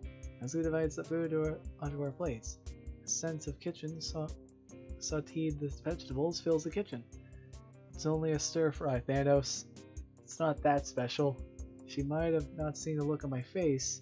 You sure? It smells great. She talks about it like it's nothing, but I can tell she's reveling in compliment. We sit at the table and eat our dinner. After we're both finished, I take our dishes and place them in the dishwasher. I fill the sink full of hot, soapy water and let the pan soak for a few moments. Natsuki's already made her way to the couch and started looking for something to watch. She shouts at me from next room floor. Thanos, anything you want to watch? Unless you got something in mind, not really. I scrubbed the pan hastily and tossed it in with the rest of the load. I enter my living room and find Natsuki staring out the window. Aw, it stopped snowing. It'll probably be gone by tomorrow. Hey, at least we got to have our fun with it, right? Natsuki nods in agreement. Natsuki flips through the channels. Soap, drama, comedy, soap, documentary, soap, game show, etc., etc. Purgatory. Ugh, there's never anything good on. I know. You want to look for a movie instead? Sure. I open the streaming app I like, and Natsuki begins to browse the selection. She picks a cutesy love story. I didn't even get a chance to read the title before she hits the play button. I love this movie so much. I used to watch it all the time because... Thanos, I forgot. Natsuki pauses the movie and turns to me. About everything. My father. I can see the tears forming in her eyes. Thanos. He has a problem. He's been like this ever since my mom left us. I think I was 5. Looking back, I can see why she stopped talking to him. He was terrible person before, but why me? What did I ever do? I think my dad blames me for her leaving. I think that's the reason he drinks so much. He's always tells me I remind him of her. And that he hates it. Natsuki can't even speak. Sobbing is drowning her voice. Natsuki, just try and breathe, okay? Take your time. We don't have to talk about this right now. We can save this for another day if... No, Thanos. I need you to know. Thanos, ever since I was 14, he resorted to borderline torturing me for existing. He only brings home food once a week, and it's usually just leftovers from restaurants. And when he drinks, he sees me as my mother. That day you saw me in the hospital, that wasn't even the worst. Believe me, I've tried to run away from him before, and a couple years ago I found my mom's address. It's been something like 11 years since I've seen her. I took the train to her city, and when I knocked on her door, she slammed the door in my face, telling me that if she left for a reason, that she didn't want me. So I came back because I had nowhere else to go. Oh, okay. So it wasn't planned. That really sucks. He found out I went to see my mother. That's when he really started to take his anger out on me. He beat me to the point that I had to cover it up with makeup just to be able to go to school. Of course no one noticed. I secretly hoped that Soul would think if something was up, that I'd have to explain myself, but they never did. I mean, I was trying to cover up, so I can't really blame them. She takes a moment wiping her eyes with a sleeve. The other night, you know, the drinks. That was the only escape I could think of. I'd gone back to the doctor's a few hours after he saw me. He gave me painkillers for my ribs, so I stole a bottle of wine from Dad's rack in the basement. I've tried everything to get away from him, but every goddamn time, I would always fail. I have to go back. Thanos, I wanted to die. I really wanted it. All to get away from him. I thought the pills would have been enough, but I guess the few and left when I was ready to go. To, I weren't, and I'm glad. Because you came to check on me. You were worried, cared about me. I never thought I'd have this, Thanos. Never thought I'd have to feel this way. This is the first time I can remember where I felt truly happy. All those years, all the pain, nothing could change the past. But grab Natsuki by the shoulders and hold her tight. Natsuki buries her face into my chest. She's sobbing uncontrollably. I won't let anything else happen to you, Natsuki. I promise. You're here now. I'm here for you. I'm always here for you. No matter what. Do you understand? She nods her head and keeps it embedded into my chest. Sit there with her for a while. I don't know what else to do other than let her cry.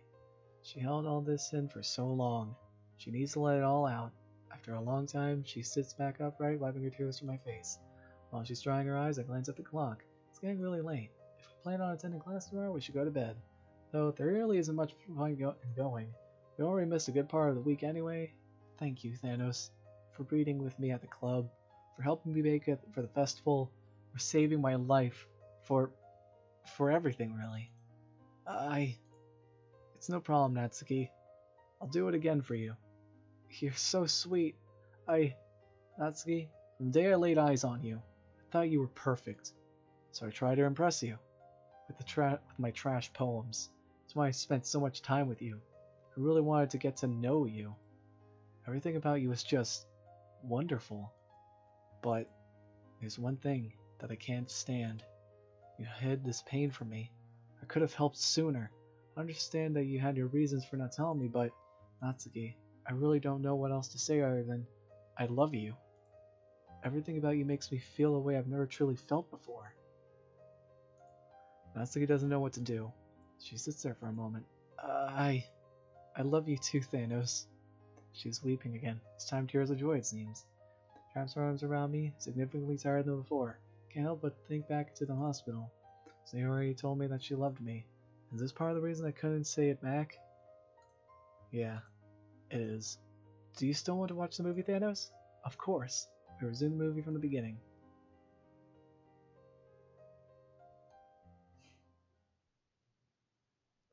As movie credits roll, I realize it's early morning. That's Natsuki to stand and she follows. Heads to the kitchen for a drink and Natsuki lingers behind me. Thanos, can we sleep together again? I really liked it, okay? Sure. Come on then. Natsuki and I head upstairs to her bedroom. I let her in to change first. She closes the door on me and I wait patiently outside. Just because I said I love you doesn't mean you have the right to peep. I know. I'll stay out, I promise. Of course, I won't invade her privacy, and then she gets some BDSM gear. That without her consent, anyway. Okay, I'm ready. Come in. I inch the door open, Natsuki's already in bed. Grab my pajamas from my drawer and take off my top as... Did you really just in front of me? What's the problem? Natsuki seems tense, as if she wants to say something, but is withholding it. Dummy.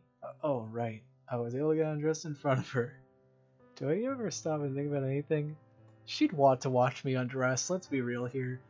Moving out in the hall for a moment, I get changed into my pajamas. I come back in. I climb into bed, turn off the light. Natsuki immediately rolls over and holds me as tight as she did the night before. Night, Thanos. You're not even gonna say it back? Friday. Beep. Beep. Beep. Beep. Beep. I jerk awake, waking Natsuki as well. Oh, fuck me. So dumb. Oh, sorry. I forgot to turn my phone off. That's one way to put it. Natsuki lays back down and closes her eyes. It's fine, Thanos. I checked my phone to see who tried to call me. Sayori's mother? That can't be good. Climbing out of bed and moving into the hall, I call her back and ask if everything is alright. No, everything is not alright. She explains to me that Sayori had a meltdown last night. She was hysterical. screaming like she wanted to die, that life is nothing but pain, nothing but seemingly endless suffering. She tells me that Sayori has been admitted to the hospital. Apparently, the two of them will be back in a few days. She also instructs me to check my mail. Apparently, Sayori came to by last night to see us when we got back. Instead of knocking, she dropped the letter off. Wish Sayori and her well, and head downstairs. I can't believe this happened again. At the foot of this door, there's an envelope with my name on it. Tearing it open, I began to read. Sayori, life isn't work, it's nothing but suffering. Day by day, my mind is fluttering. Thoughts of death, depression is rising. If I end up dead, it won't be surprising. I stare at a wall to think about this. I've been feeling this way since I was a kid. I stare at my knife. Not that. Too messy. Think of some pills. Swallow them in vain. I think of a gun. In my head, I would aim. I would sleep sound and not have to take the pain and the suffering I live through each day. I'm mentally exhausted trying to keep up, but all I want is to sleep and to never wake up. I can't believe what I'm reading. Not again. I'm glad her mom took her to the hospital. I can imagine the beep again, but it's that clock from Don't Hug Me, I'm Scared, who just kept making that noise. I noticed a note written on the back. I wish I was her. I feel sick. I can't believe this. Natsuki walks up behind me. What's the matter? Where's the hand of the poem? Oh god. Natsuki is about to read the back. I was about to hand it back to me before she notices the scribble on the back. Wait, there's more. It takes her a second to process what it meant. She loses her grip of the paper, letting it fall out of her hands. Uh-oh. How does she even... No clue. Both stand in the doorway for a moment. Eventually we both take a seat on the couch together. You should call. Maybe ask her mom if she wants you to visit. That's a good idea. Ring Sayori's mother and she answers hers right away. I asked Sayori if Sayori would like me to visit. According to her, she'd love to. I let her know I'll be there as soon as I can. Looks like I'm going right now. You coming with?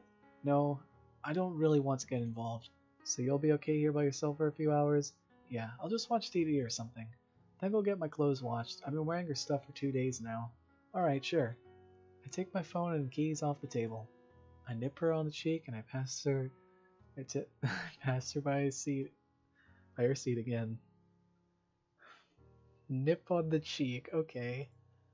Never heard that before, but I know it's involving kissing. Okay, I'll see you in a bit. Lock the door behind me, heading to the bus stop. Barely make it to my stop in time.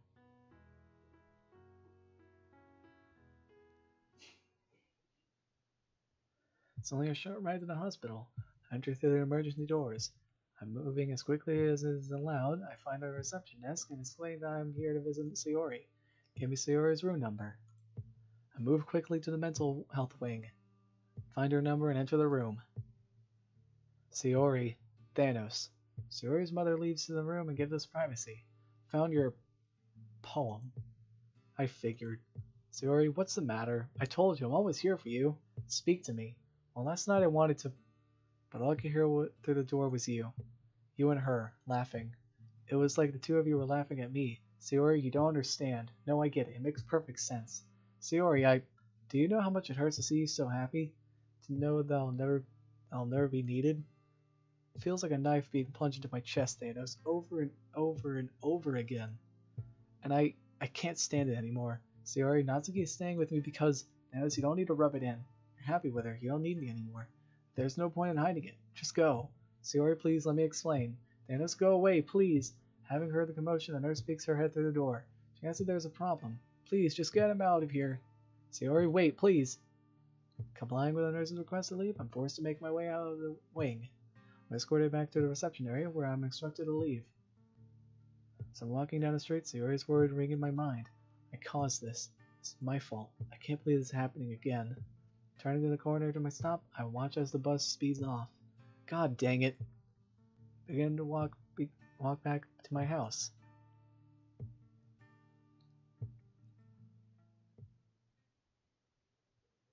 It took me a lot longer to get back home than I thought. I opened my front door. Natsuki, you there? No answer. I checked downstairs, but she's nowhere to be found. Natsuki! Head upstairs and hear rustling in the guest room. Gently open the door. Oh, fuck me. Okay, I'm gonna be honest. I thought she was gonna die. God, that scared me. That slap scared me. That's it. He punches me in the stomach, also almost dropping her towel in the process. Thanos! Do you ever knock? Sorry. Get out, pervert. Sorry. Managed to get out of here but not to slam the door in my face. Kneeling on my knees, winded, I gasp for air. Takes me a moment to collect myself and I get back to my feet. In the hallways, I repeatedly apologize to the door. Thanos, you gotta be more careful. You could have seen me, you know. I know, it was an accident. Sorry, okay? You didn't need to hit me so hard, though. I wasn't sure it was you until I already hit you. I'm sorry, too. Just please knock next time, okay? I will, don't worry. Now give me a moment to get ready. Sure, I guess I'll be in my room. I retreat to my room and wait. While I sat at my computer, my phone pings from across the room. Picking it up, I see a text from Yuri. How'd you get my number? Is this Thanos' number? It's Yuri. I have no choice but to reply. Yeah, it's me. What's up? I need to talk to you about what you saw yesterday. I stared at it for a minute. She wants to talk about the cuts, or are you talking about your arm? She takes a moment to respond, sending over a sizable paragraph. Yes. I was never given a chance to explain myself. I'm going to have to be careful with how I word my sentences. Well, I'm going to ask the questions then. Alright. Did you cut yourself because you might be depressed? No, I'm not depressed. In fact, it's quite the contrary. Pain is what motivates me. It's so exhilarating, it's almost like a high. Then, how did you start? She takes her time writing out her response. 3 pips indicating that she's typing flicker one by one. Eventually her explanation comes out as a large paragraph. Well, I've always had a morbid fascination with knives from when I was young. Before I started, I just collect them. All different styles, engravings, colors. They're all really beautiful. And well, while reading a book some time ago, the topic came up. I was going to try it once, see what it felt like, but it grew into a fully fledged addiction. I know courtesy of Monica that it's not a good position to be in, but I can't stop. It's just something about the blade effortlessly slicing open my skin that excites me. It's such a thrill. I can't help it anymore. The sensation, it's too powerful. It's not healthy. This is something else. I knew we were going to have to deal with Yuri at some point. I don't even know what to do. There's something nagging at my mind. Speaking of Monica, how'd you find out? A few minutes pass. Another paragraph. It was one day and the club ended no more than 2 weeks ago. I don't even remember what I was doing at the time. Sleep slipped up. Monica saw everything. We spoke within a few hours. She even invited me to her house to talk in private. She tried to help. I could tell she cared, but nothing she suggested actually worked. After she had shut down the Literature Club's festival, she took it out on me. She assumed that I was going to blame her, even though I really didn't think any less of her when she had no choice but to postpone it. All I said was that she should have tried to get in contact with everybody before the festival started. She didn't really take it all well.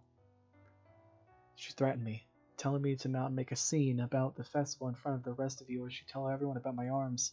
I was very shaken at what she said, and not just because of what she was threatening, but because I'd never seen that side of her. If I'm honest with you, Thanos, she scares me. Once again, I'm at a loss for words. I don't know the full story, and I can't approach it now. I hesitate. If anything, I just want to convince her to seek professional help for her self-harm. If I have a say in it, that can't go on any longer. I see. And have you considered getting help for your arms? How can I convince myself to get help when I'm the best I've ever been? Best she's ever been? I don't think she understands what she's getting herself into. Not to say I fully do. Right. I can hear Natsuki moving through the house, humming to herself. Well, I've got to go. See you later. Alright, Thanos, I'll speak to you another time. In the club, perhaps. But I just want to thank you for trying to help. Even if it won't change much, it shows that you care. Happy face. Aww.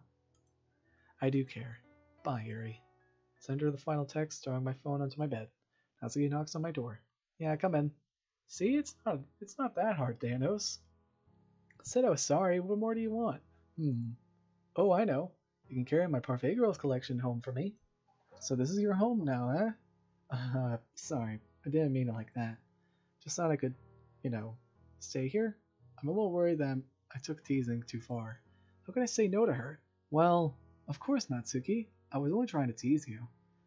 But now that you mentioned staying, you might actually need this. Turning to my bedside drawer, I rummage through it for a second look for a spare house key. Phone beeps, and Natsuki beats me to checking it. Opening the message, Natsuki recoils, dropping my phone to the floor, disgusted. Hey, watch it! As I go to pick up the phone, I see for myself a sick and Natsuki. A picture of Yuri. She's sitting on her bed. Her scarred arm is covering her otherwise bare legs. She's wearing a purple bra, a small crimson heart drawn on her left breast with a red marker, or at least hoping it is. I don't know how to respond. Closing my message down, I throw my phone back under the bed. Natsuki is distraught. Thanos, what the hell was I doing on her phone? I don't know. And her arms. The heart? Well, we were talking about her arms before. I told her to get some help, but she wasn't listening to me. Natsuki, I promise you I didn't say anything to encourage her to send something like that to me. I threw my phone in my bed and show Natsuki the messages regarding her arms. Purposely keep messages regarding Monica hidden, as I don't want Natsuki to jump to conclusions. She's as confused as I am. Yuri, she needs serious help. Clearly. But why did she send that to you? And be so open about this with you? Well, I saw her arms yesterday. As before, I omitted Monica from the incident. She told me not to tell anyone, so I didn't because I didn't know what the hell else to do. Thanos, you know we're gonna have to talk to her about this. It's not healthy to be cutting like that. It doesn't help that she clearly gets off doing it. There must be something in her head that made her think that this was okay. I've known Yuri for as long as I've been at the club, and yeah, she's getting overly attached the moment anyone shows her any attention. I hate to say that, but that's true. But holy crap, I've never seen anything like that before. I'll talk to her the next chance we get, okay? Alright, Thanos. Oh, before I forget, take the spare house key from my desk drawer and hand it to Natsuki. To my surprise, Natsuki's mood seems completely shift. She pauses for a moment before jumping onto my arms. Thanos! Thanks. You're the best boyfriend ever. Those words gave Natsuki mouth, she jumps back. That was the first time she called me that. I can't help but smile. Hearing her call me that made the text with Yuri, Monica's argument, everything melts away.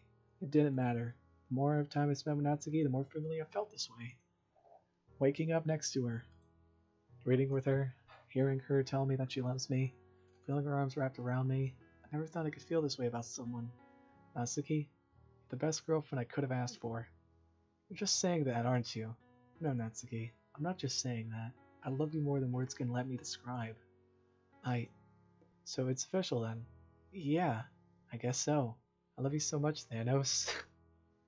I really wish I screenshotted that. Oh well. Pull Natsuki close to me, holding her tight. She holds back for a moment and stares at me. Lift her chin up to kiss her. Natsuki buries her face in my chest again and squeezes me as tight as she can. Never want this to end. Two of us stay locked in this embrace for what feels like an eternity.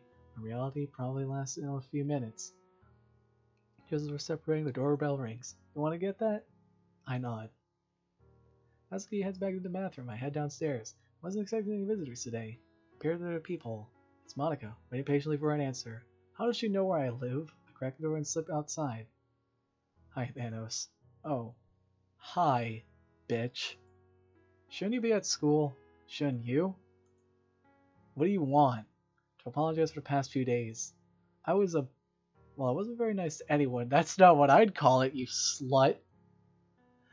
I've just been going through a lot past the few weeks, and sorry doesn't fix everything. I know. I just need to tell you something. I know this doesn't excuse my actions. What is it? I told my parents about the festival. They told me how disappointed they were in me. They think that I have no control over my club. The fact that I couldn't get 4 people to show up on a special day like that. Thanos, they've only ever expected the best from me. It's a reason I always try to be so perfect all the time. That's why I have been so harsh this week. I was just trying to control things I shouldn't be. Monica, what about Sayori? You saw her poem. I lowered my voice a little. You knew it was a suicide note. For record, Thanos, I didn't. It was worrying, sure, but I never interpreted it as that. Bullshit! She ended up confessing everything to me over a text on Wednesday. But still, it's okay if you don't accept my apology, Thanos. I understand. I was heartless. Things I don't think I'll ever be able to take back. I know that. Can't say that I forgive you for what you've said and done to all of us, especially what you did to Yuri. I know. But seeing her perspective, I think I'm willing to give you a second chance. That's all I needed. Front door opens. Oh, there you are. What the hell are you doing here? Thanos, why is she here? Natsuki, she's here to apologize. Wait, what are you doing here, Natsuki? That doesn't matter. Oh, you gotta be kidding me. Calling people to find out there's something going to be on between you, isn't there? Need to change the subject. Monica, we accept your apology. Hey, speak for yourself. We'll see you at the club later, okay? Slowly inch the door shut, but Monica resists. Not yet. You didn't answer my question, Thanos. Brain goes blank, panicking eternally. I don't want her to know about Natsuki and I, for I fear her intervening. But I also don't want Natsuki to be offended if I lie. I'm going to... Okay...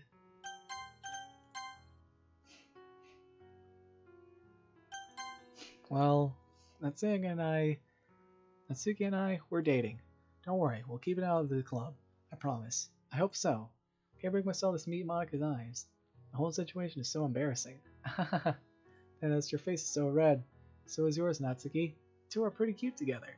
I am not cute. Well, clearly Thanos thinks so. She's right, you know. Shut it. Can we please change the subject? Yeah, I'd love to. Well, Monica, I'm still mad at you for the horrible things you said to all of us. Good, I deserve it. Be mad at me all you want. I came here to let Thanos know how horrible I felt, how terrible I felt about all this. You better. And well, you know too, I guess. Do you really mean it? Or is this all just a ploy to get us to go to your club again? Well, both. I started a club so everyone can have a nice place to read and discuss literature and to hang out and make friends. I don't want that destroyed. Just like I don't want our friendship to be destroyed. Thanos, do you believe her? Stop for a moment thinking it over. Could Monica really expect me to forgive her after what she said to Sayori and did to Yuri? Could I actually do it? I mean, considering her explanation, I felt kind of sorry for the pressure she's been put under.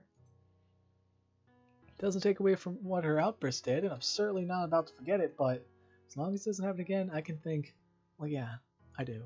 Especially after what you told me. Okay, well, I'm going to trust Thanos on this one. Guess we'll see you at the club later then. Thank you, I promise no more outbursts. There better not be. Monica turns to leave but stops herself. Thanos, do you know if Sayori's home? I couldn't find her at school. She's the last one of you I need to apologize, and she isn't answering her calls. I'm not sure. You can knock if you want, it's worth a try. Right, thank you too again. And I'm sorry. See you later. Monica walks away briskly, Natsuki pulls on my sleeve. Let's go back in. Open the door and head to the kitchen. We have some tea. We have some time before we have to go. Do you want something to eat? Sure. Something about Natsuki seems off. I can't pin what it is, but something is bothering her. Could it be Monica? What's wrong, Natsuki? Do you think the other girl has accepted Monica's apology? I don't know. Well, I hope so. It'll be weird if we show up and it's only Monica and us. It won't really be the same. Natsuki's right. I didn't think about that. Club would without a doubt be different without Yuri and not Sayori. Hopefully they accept her apology too.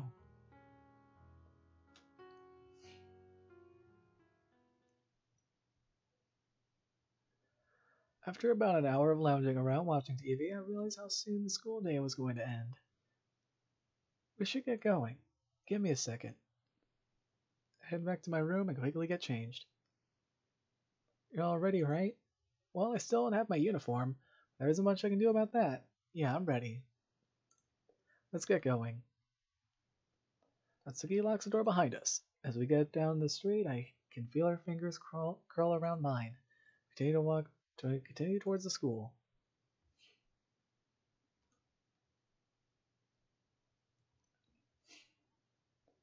Natsuki, a little more comfortable, feeling affectionate in public, takes my hand in hers. As we enter to get to the school, I see Yuri walking across the courtyard. Yuri! Yuri drops her books. She must have not seen us. Letting go of Natsuki's hand, I reach down to help her. Sorry, Yuri. It's okay. You just startled me. Take it you're here for the club. Yeah, pretty much. You coming? Yeah, Yuri, are you? Yuri nods and head in agreement. Good. Come on then.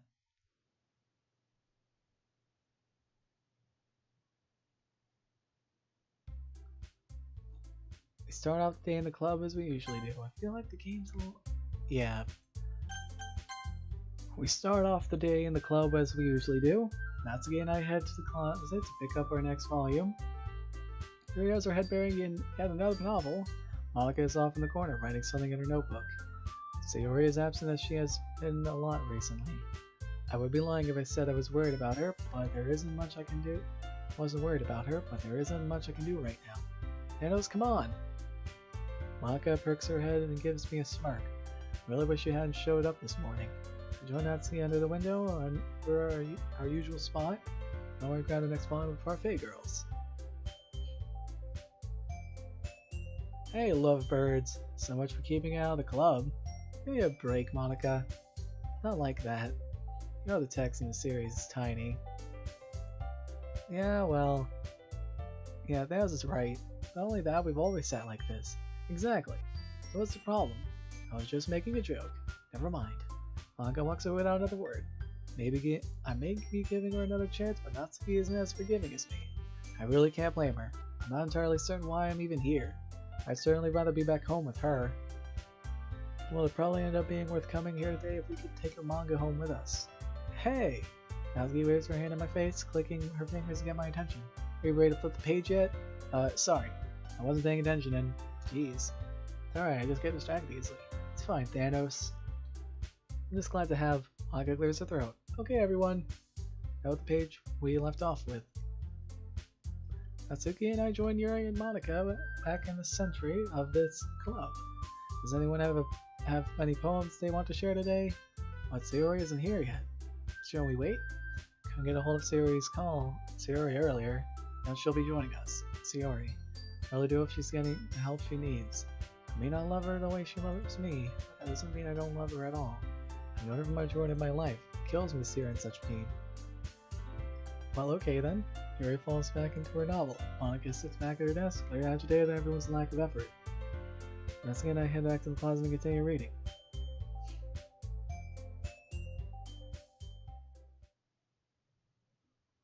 Minutes pass like seconds before either of us realize it. The meeting is over. Ready? Yeah, let's go. See you guys tomorrow.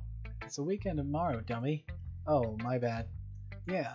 Alright. No need to rub it in, guys. As Natsuki and I are walking out the door, Monica halts us. Wait a second. I can walk you home, Natsuki. No. I'm going over to Thanos'. Yeah, if we wanted to keep reading. Well, another time then. Monica smiles sweetly. It's something due to her behavior the past few days. Trying to give us reason to forgive her. Maybe she's being genuine. Natsuki and I navigate the halls to the front doors. Eh? Crap, my collection. If you want me to get it, I'll be one. A second. If you want, I'll be right back. I head to the vacant halls. I hope Monica hasn't left yet. I get back to the club before she locks the door. Hey, sorry I forgot something. Oh, no problem. I want to talk to you anyway. Monica follows me towards the closet. She blocks the door, looking at me expectantly. Well, what? You remember what I said about living near you, right? I've seen her going to your place an awful lot. It looks like maybe she hasn't been home in days. Or school. You've been skipping as well. Monica, that's none of your business. Oh, but it is. Can't have my club members missing school. It reflects poorly on my club. Yeah, I get that. We've just been what? In hiding? No. Are you sure? Found it weird you never invited me in. Are you too ashamed to be together or something? No. It's not like that at all. Well, that's how it looks from the outside looking in, Thanos. You still have to attend Monday. A full day of school. This isn't a discussion. Okay. We'll be here. Good. Monica moves to the side, allowing me to access the closet. I grab Natsuki's Parfait collection box and leave Monica behind. Why are you taking that? Natsuki and I read a lot at home. Hear the lock clicks and make my way to the front doors. Natsuki is waiting for me. Let's go. I don't want to go back to the club. Fuck the literature club. Monica's line of questioning made me a little uneasy. Does she know we've been basically living together? More importantly, does she know why? She's only known that we were a couple for a few hours. It's not like Natsuki would tell Monica that she's living at my place, or why she is. Thanos, snap out of it. I can't believe I heard that. I can't believe I heard that fucking sentence. Thanos, snap out of it. Did you even hear a word I said? Natsuki, I'm sorry. I've just got a lot on my mind right now. Whatever, I'll tell you later, okay? We'll walk a few minutes and we reach our house. Natsuki unlocks the door for me and I have my hands full. Rest the collection on the kitchen table. So, do you want to read or watch a show? I actually have to go and do something real quick. I want to try explaining to Sayori what's going on again. I'll be back in a few hours at most. Oh. Okay, Thanos, unless you want to come with me. She waits for a second, thinking. Not really. I don't think she wants to speak with me right now. That's alright. Well, speak to you later, okay? Yeah. I give her a kiss and leave again. A kiss? I wait for a few minutes before the bus arrives. As the bus navigates through the residential area, I see Natsuki's house. Father's car is still absent from the driveway. That reminds me, I still don't have my uniform, but there isn't much I can do about that. I jolt my feet and signal for a stop. Rush off the bus and walk quickly down the street. My heart is pounding. What am I doing? Why am I doing this? I should be visiting Sayori, but... Walk down the alleyway behind Natsuki's house. I manage to open the gate from my side. Creep down to the sliding doors and we escape through. Please open. Reach on the handle. Give it a firm but careful push and the doors slide open. I stand motionless in Natsuki's house, waiting for any ideas what I'm doing here. Clothes, toiletries, everything I can carry. Quickly head upstairs and burst into Natsuki's room. Nothing has been touched. The empty wine bottle and pill container lay on Natsuki's bed. It's still over the floor. Shiver crawls down my spine. Grim. I begin to riffle through her belongings, clear her closet all the clothes I can see, piling them onto the bed. There's a large black suitcase in the bottom corner of her room. Perfect. Unzipping the suitcase and quickly jam her uniform, pajamas, casual clothes, and underwear into it. Desk is next. I sweep all of her makeup and accessories into my bag. One last look around the room, my eyes look on the bottle. I lift up her back suitcase onto my back, holding the handle over my shoulder, and make my way to the main floor. Set the suitcase down near the door and make my way down to the basement. Flick the light on to no avail. Clumsily bump over and eventually find my way to the wine rack. Grab a few bottles, as many as I can carry. Having a clue of what I've taken, but I hope it was expensive. Feeling the weight of the bottles in my bag, I realize there's no way I'll be able to carry this all the way home. I have to take the bus as far as possible. Check my phone for time. Not too late if I hurry and make it to the next stop. Move as quickly as possible up the stairs. I grab the suitcase and slip through the door. I edge through the door, hopes not to make any sound. Turns into make a mad dash for the bus stop. Thank God this thing has wheels. I see the bus rounding the corner and I exit the alley. Oh crap. Before I know it, it's gone. Great. Now I'll have to walk all the way home with this. And that's the second time today I've missed the bus. The adrenaline's tearing through my veins. Can't believe I did that. Didn't get caught. Well, not yet anyway. Well, he shouldn't be suspicious about the guy walking with a suitcase. Ended up having to take multiple breaks. Even one stop at a coffee shop for a drink. But I'm almost home. As I walk past Sayori's house, guilt begins around me. Should have gone and tried to talk to her. Shake the feeling to pick up my pace as much as I can. Again, in front of the door, Natsuki opens it before I can get my keys out. Bring the suitcase into the house and as Natsuki begins to question me. Thanos, I saw you through the window. What the hell is all this? Never thought about how I was going to explain this. It's your stuff. What did you mean, my stuff? I lay the suitcase down in the living room, hanging my jacket over the back of the chair. Laying my bag down near the table, thankfully the bottles didn't audibly shift. Natsuki just stares at me. A few long moments pass. Natsuki? I can't believe this. There's no way you... Natsuki hesitates to reach the zipper. Finally opens the main pouch, revealing the majority of her wardrobe. She then opens her front pockets, showing some of her makeup and accessories on the living room floor. Natsuki is trembling. I'm sorry. I didn't think... Okay, this also looks bad. Natsuki literally jumps in my arms. Thanos, I love you so much. Why did you... Well, you would have been stuck with only a couple of pairs of clothes otherwise. If you're moving it properly, then you need your stuff moved too. Besides, he wasn't there, it probably was my only chance to. She's totally speechless. I'm grinning stupidly. Thanos, I'm yours. You mean what I think you mean? Absolutely. Yeah, that art was fucking terrible.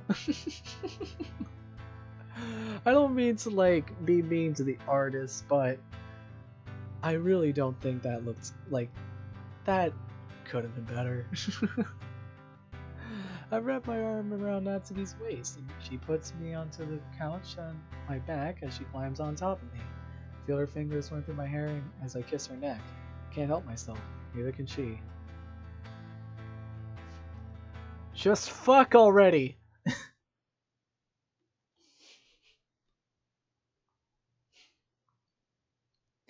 As willing as I'd be to stay with Natsuki like this for the rest of my life, my phone's buzzing beckons me. She's fast asleep, and I do my best to skip her delicate grip without waking her. Retrieving my phone from my pants, I look out the window. Must be early morning. Should have disabled my alarm for the weekend. Shrug it off and put my shirt over my shoulders. Notice a folded piece of paper on my desk as I put my pants up. Name's printed on the front, and Natsuki's writing. I open it. Okay, I'm already going to love this. Hero, I look to the sky and I can't help but wonder how you kept my life from being torn asunder. Was it you being nice to me when no one else would? Was it reading together and thinking it good? Was it your poems? Your words entranced me and make me feel weightless. For those moments, bliss was so close, I could almost taste it. Then you would go, back home, leave me alone, with him. Every night was a struggle, that's the least I can say. It's only worse day by day, until you saw me. I tried to hide pain. I tried to hide I've been treated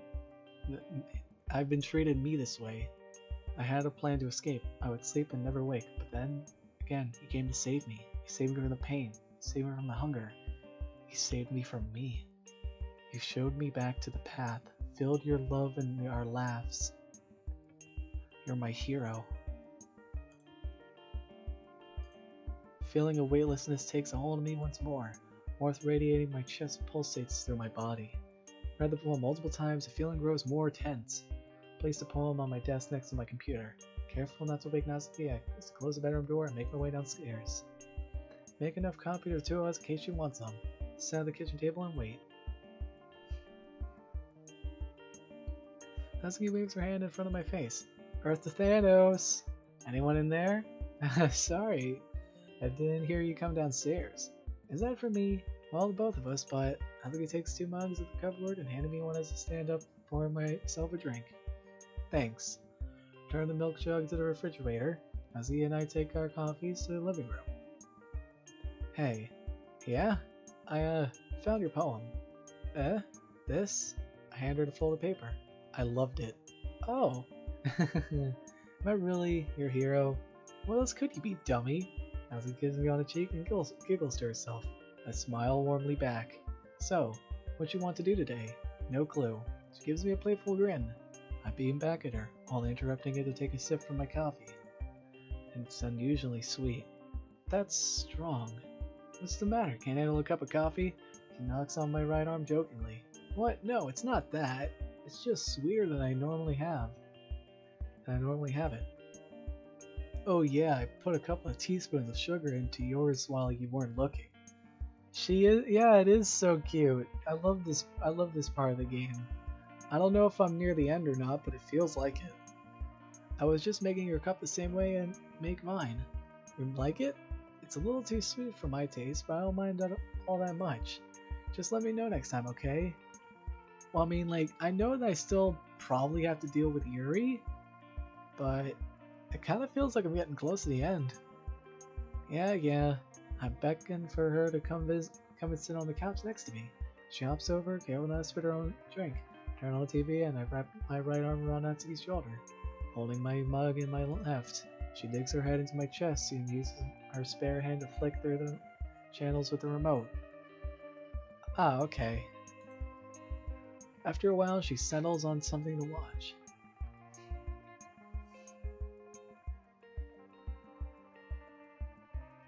We laze about together for hours, watching a film or two, and 2 TV programs. After a while, Natsuki speaks up. I'll be right back. Well, I kind of figured it'd be that much, but wow, it kind of feels like... Okay. What's up? I gotta use the toilet quickly. Sure, go ahead.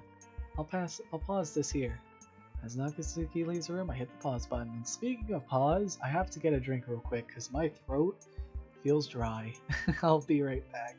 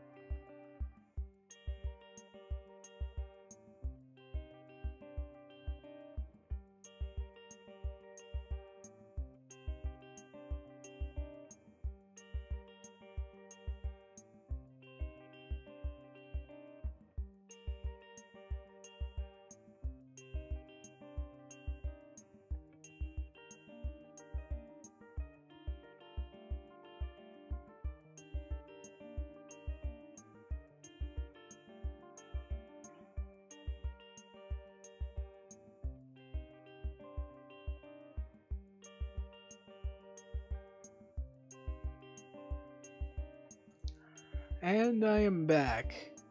Is Natsuki... Okay, I already heard that. I'm enjoying Natsuki's company quite a bit more than the film we're watching now. This is one of my favorite films. I hear the toilet flush distantly as I watch her to return. I hear her rush into my room. Maybe? Yeah, the music is really good. It's giving me a Life is Strange kind of vibe. What's she up to? A minute or so later, Natsuki returns with a scowl, her phone in hand. It's for you. She hands me the phone, currently engaged in a call with an unknown number. Hello? Thanos, I need to talk about Yuri. I'm taken aback. Monica wants to know about what Yuri told me, or sent. I'm listening. In person, I mean. As soon as possible. Fine. Where? There's a little cafe on the other side of town. It's a couple of blocks down from Natsuki's place. She'll know where it is. I'll pay. Alright, I guess I'll see you there in half an hour? Alright, sounds good. She hangs up. Pocket my phone and as I get out of my seat, make my way in the hallway. Grab my jacket from the wall-mounted hanger and pull it over me. You want to come with? Sure. Good, because I wasn't looking forward to having to face Monica alone. Yeah, after what she did. Even if she did apologize after, you never know. Throwing my jacket on, I peek through the door and see that the area is still cold. And it's raining it as if it add insult to injury. Cafe is too close to warrant getting a bus, which means we'll have to stomach the weather. Ready? Just a second. I'll get my coat and we can go. Wait, Thanos, have you seen my scarf? Yeah, it should be in the closet as well. I can't see it. I look in the closet and see it on the shelf just out of Natsuki's reach. Aww. I grab it and hold it over her head.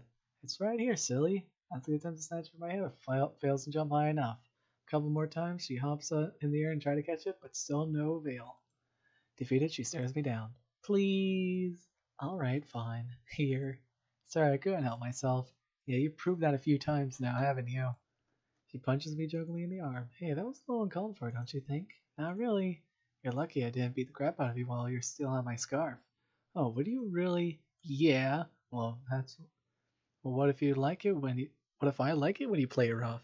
Natsuki goes bright red and stammering. Nice one, Thanos. Way to kill the mood. Now come on, let's go. We should wait for we shouldn't make Monica wait, unless we want her feel her wrath again. She says that trying to suppress a grin. Natsuki hops out of the door. Followed with much less enthusiasm. Nice photograph of rain.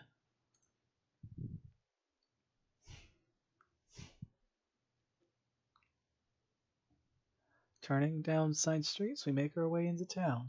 The cafe is just in sight, on the corner of the street. We cross the road and get to the door. A refreshing gust of humid air hits us as we enter. There's a couple of people sat around the place, but Monica is nowhere to be seen. Looks like we're early, huh? Yeah. Natsuki unwraps a scarf around her neck. She hastily folds it and stuffs it into her coat pocket. Well, come on, I'm gonna get a drink. No need, Monica says she's paying. Yeah, for you. I don't think she'd be happy that I'm even here, let alone be on good terms to buy me a drink. She still seems really mad at me. You honestly think, well, if you wanted to spend your money, that's fine.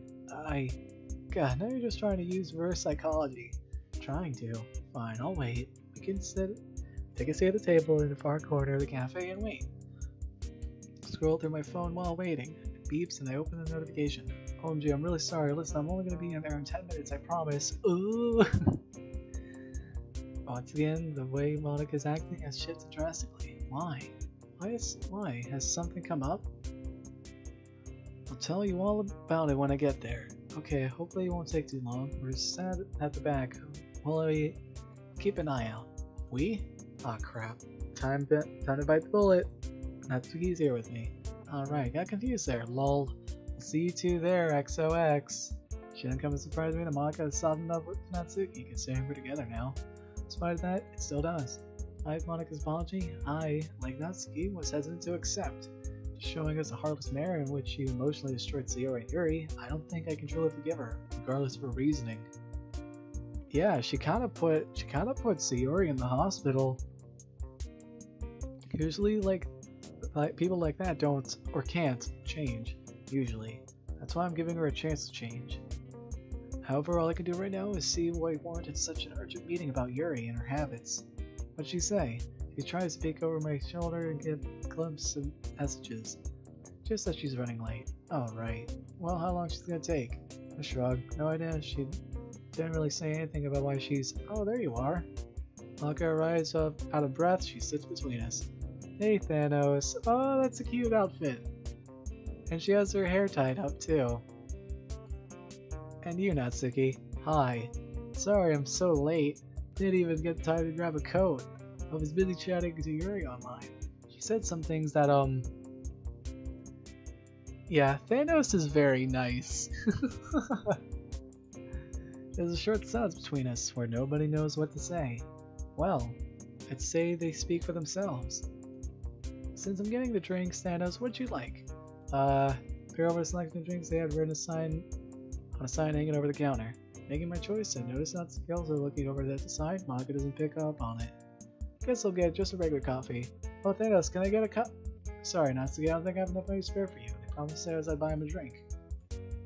How much do you got, Natsuki? I'll still change first for a moment. I only have like 5. I've got that. I got an idea. Why don't we just pool all our money together? That way we can get a drink and maybe a pastry on the side. Sound good? Natsuki beams at me for a moment for snapping her attention back to Monica. Yeah, that'll work. 3 of us approach the till, making our orders, and sit back down. I'll be right back, okay? Don't start without me. Natsuki heads off to the washroom. Monica leans close towards me. I'm gonna be frank. There's something seriously wrong with Yuri. No shit! Yeah, I've got to agree. You saw the cuts? No shit! You showed them! Yeah, kind of hard to forget. Monica's reaction to my experience with Yuri self-harm was that of surprise. She only just found out I knew, even though she exposed me to it in the first place.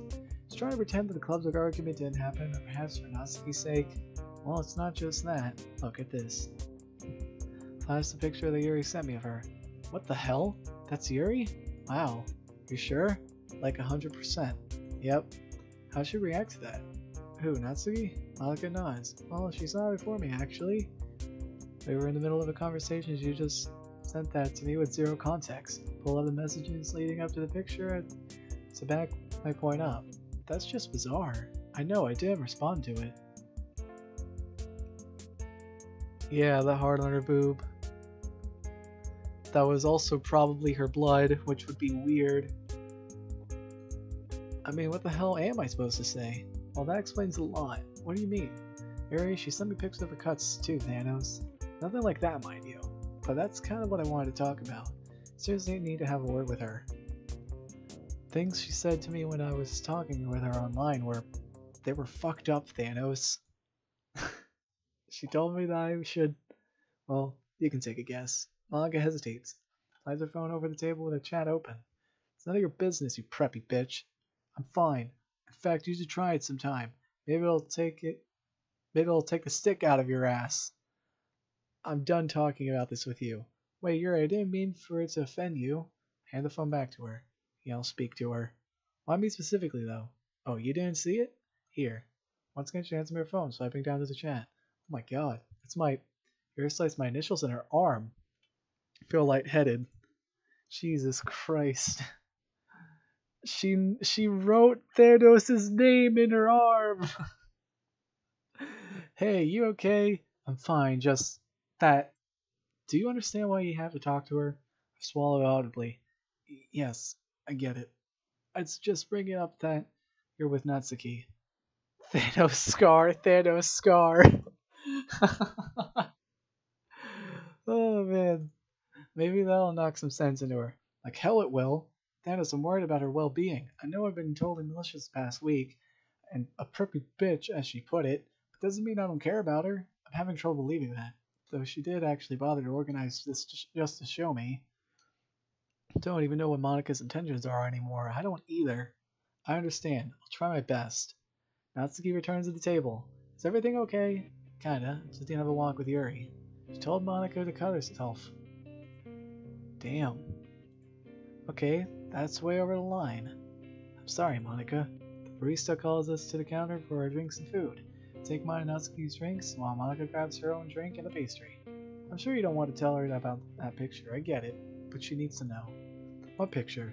Oh, you know what Yuri said to Monica? Well, Monica, can I use your phone for a second? Sure. I hand her phone, Yuri's picture already loaded on. She recoils, squealing. Yeah!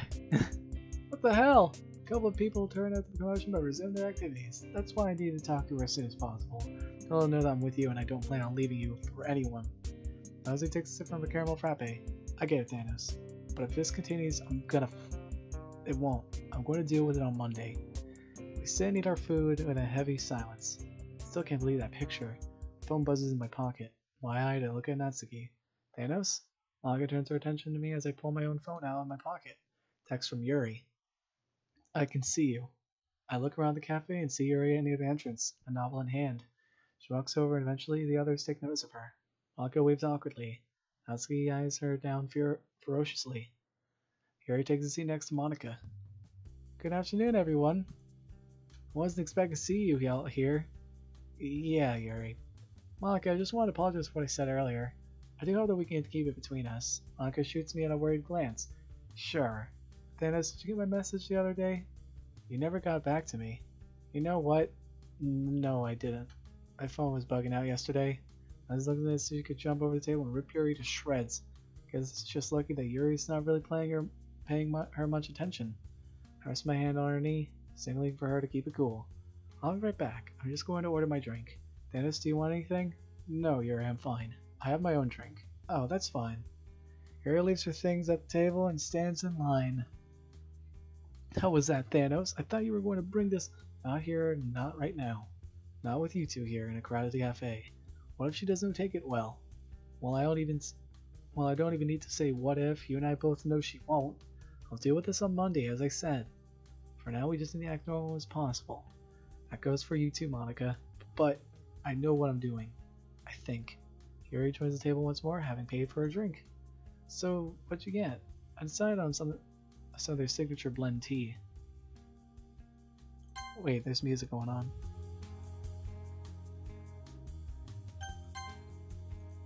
I didn't even hear the music until now. Okay. It's very sweet. Thanos, we should come here one day.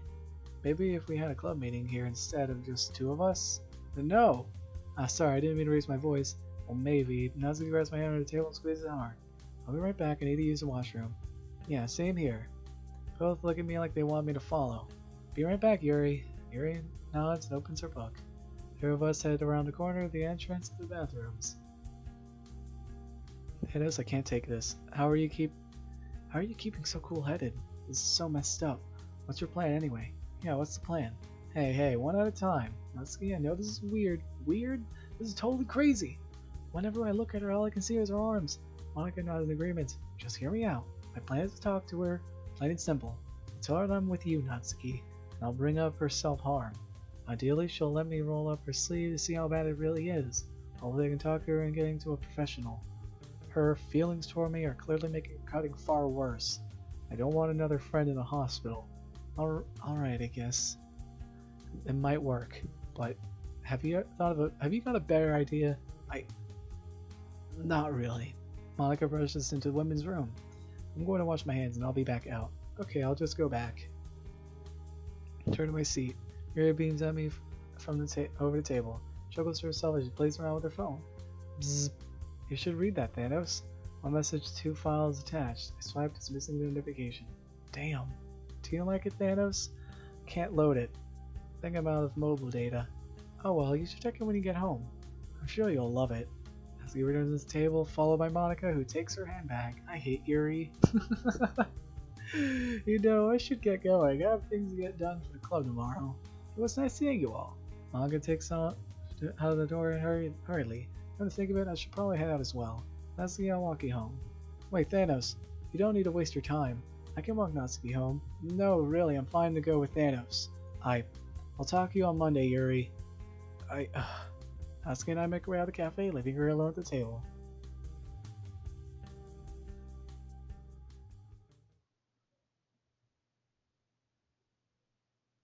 I know, like she's just acting really weird.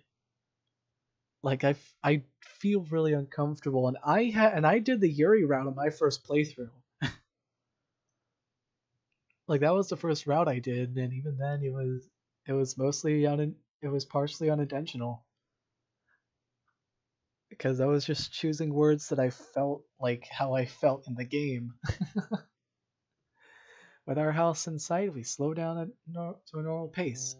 Thanos, yeah, you're really good at handling these kind of things. What do you mean? Well, first talking to Sayori, now Yuri? You do know Sayori's in love with you, right? Yeah, she told me. Really? Yeah, I'll tell you what I told her. It's not like that I don't love her, it's just that it's purely as friends. Especially considering I was already falling for you. He stops walking. You really mean that? Yeah, I love you. He wraps her arms around mine as we continue walking. I love you too, Thanos. After a short walk, we enter our house. Natsuki makes her way upstairs, leaving me in the foyer.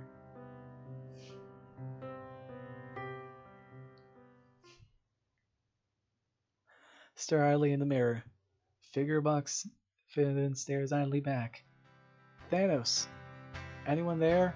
Natsuki wags her arm in front of my face. Sorry, Natsuki. I've just been thinking.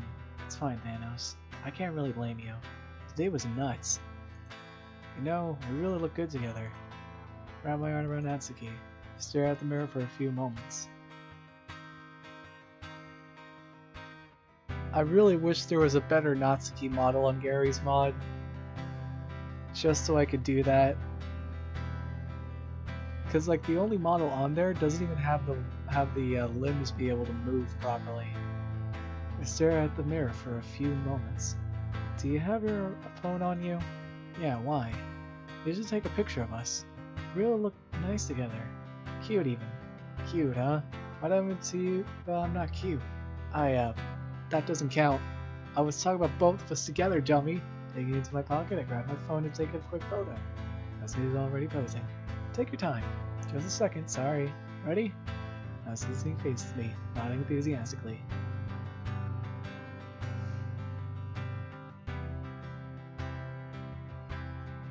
The alien just snatches the phone from me to see how it turned out.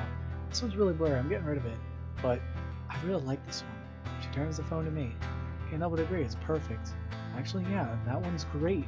Natsuki takes my hand and leads me out of the bathroom. She hops onto the couch and I follow. Pluck the phone out of her hand, turning it off.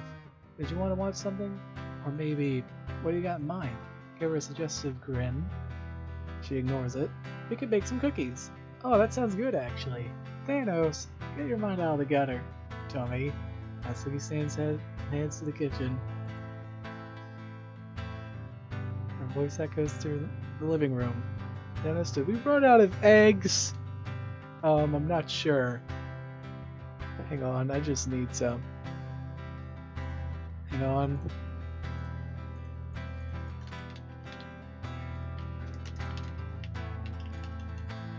Just need to get something important to play real quick.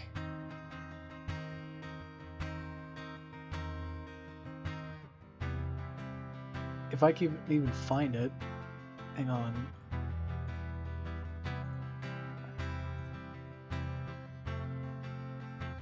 Found it.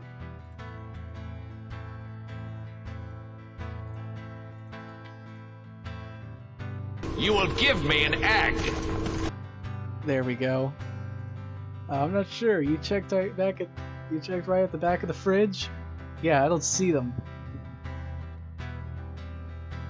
I'm gonna bake a log baguette in your oven if you get what I mean. Oh, yeah, I don't see them.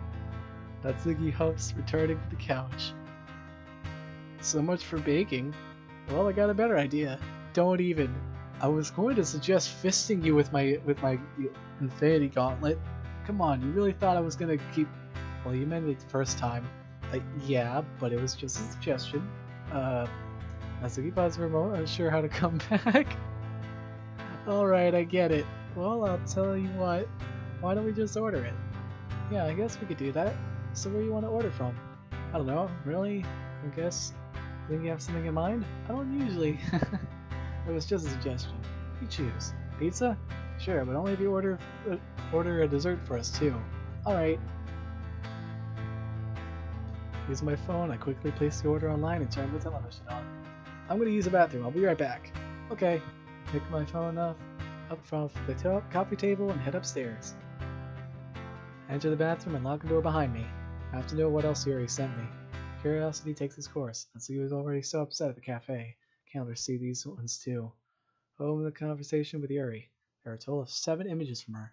One of her with a blood-drawn heart on her chest, my initials carved into her arm. Wait, what? So that's why Yuri went through my bag? It's bloody. Constantly continue to scroll through the pictures.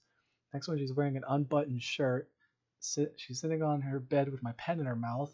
Can't help myself now. I keep scrolling.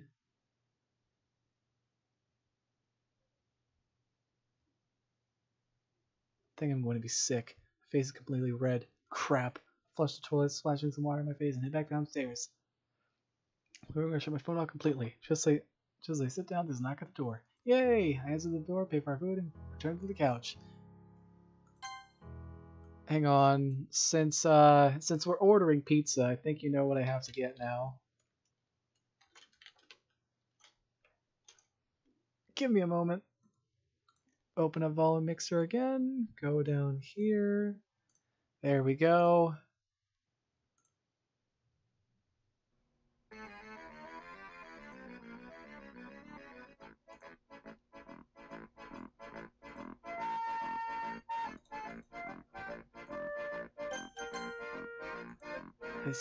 I set out our meal on the table.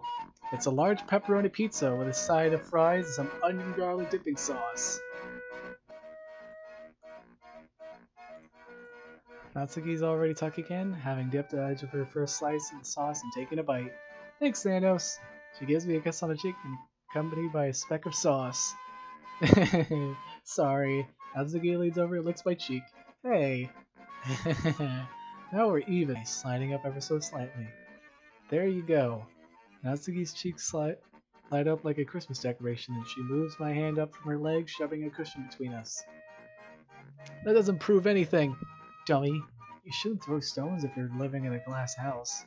Take a bite of my pizza, suppressing the urge to chuckle. I can't help! Natsuki suddenly retakes her original spot beside me. We sit for a while, exchanging slices of pizza while watching the TV. You don't always have to be right, you know. I can't help but crack a smile. Neither can I. Well, you make it easy sometimes. What's that supposed to mean? I'm a pro, don't forget. Alright, Natsuki, whatever you say. I shoot her a cheeky wink. She looks like she wants to say something, but she bites her tongue. So we turn our attention back to the TV while we eat.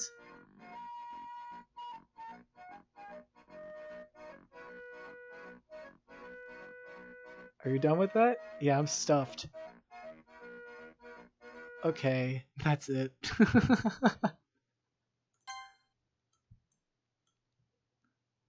Oh, no music anymore? Okay, fair enough. Let me go back to the volume mixer and fix that, in case I don't need music anymore. There we go. Hang on, I got a notification. Yes, it is pizza time. Well, it was. Not anymore. We had our pizza.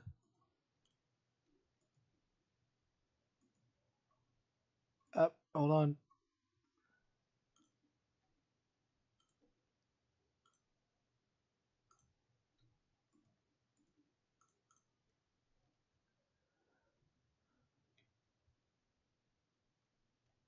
Oh. I take Natsuki's plate back and mine back to the kitchen. I almost forgot. I leaned down and opened my bag, revealing the bottles of wine. Let me save again. Hang on, what was my last save? Oh yeah, it was the first one, wasn't it? Yeah. Lay down, open my bag, revealing the bottles of wine. Take one and set it on the counter, putting the rest in the fridge. Oh shit, I dropped frames. It couldn't handle the pizza time, guys. OBS Studio couldn't handle pizza time. Oh my god. That's what you do with wine, right? Whatever. Peer over the living room for a minute. Natsuki is focused on the show. I rummaged through my drawer trying to find something to open it. Is everything okay in there? Yeah, give me a second. I'm back to the cutlery drawer. I find a corkscrew. God. I look for a way to open the bottle as quietly as possible you can. Make sure the cork doesn't make a loud pop. I wrap the towel around the mouth of the bottle and wriggle the cork free. Success. Take the glass from my cupboard, hiding the bottle behind my back. Hey, Natsuki, I have a little something for you. Huh? I reveal the bottle and her eyes light up. Thanos, you must know your wine. I remember when he bought that, it had to be imported. Expensive, that was it? Natsuki knocks her head furiously. Oh, well, isn't that a shame? Sit us up on the couch again and pour each other a glass. Give me that. I wrap my arm around Natsuki as we enjoy the wine. Personally, I don't really like it as much as I expected. It just tastes kinda sour.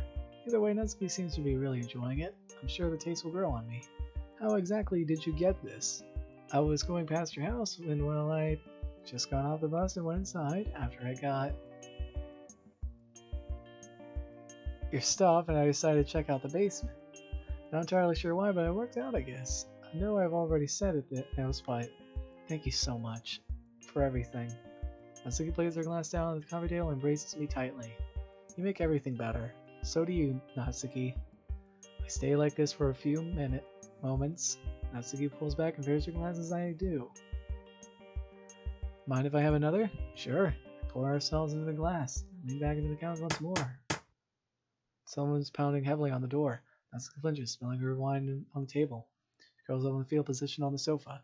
Knocks startled even me, but her reaction is out of sheer terror. Oh god, is it her dad? Wonder why. Prints on the bedroom door. No wonder. Natsuki, you're okay. It's okay. I get it. Natsuki doesn't meet my eyes. Looks embarrassed and I can't help but feel bad. I'll be right back, okay? Leave Natsuki on the couch, heading to the doorway. Weird to the people. Who is that? It's late, I can't even make out who it is. Another few hard pounds ring through my house. Can't hear Natsuki whimper. I turn the deadbolt, but I leave the chain on, just in case. Oh, thank God! Hello? Hi, Thanos. Sayori! What's that smell? What smell? It's your breath. It smells like wine.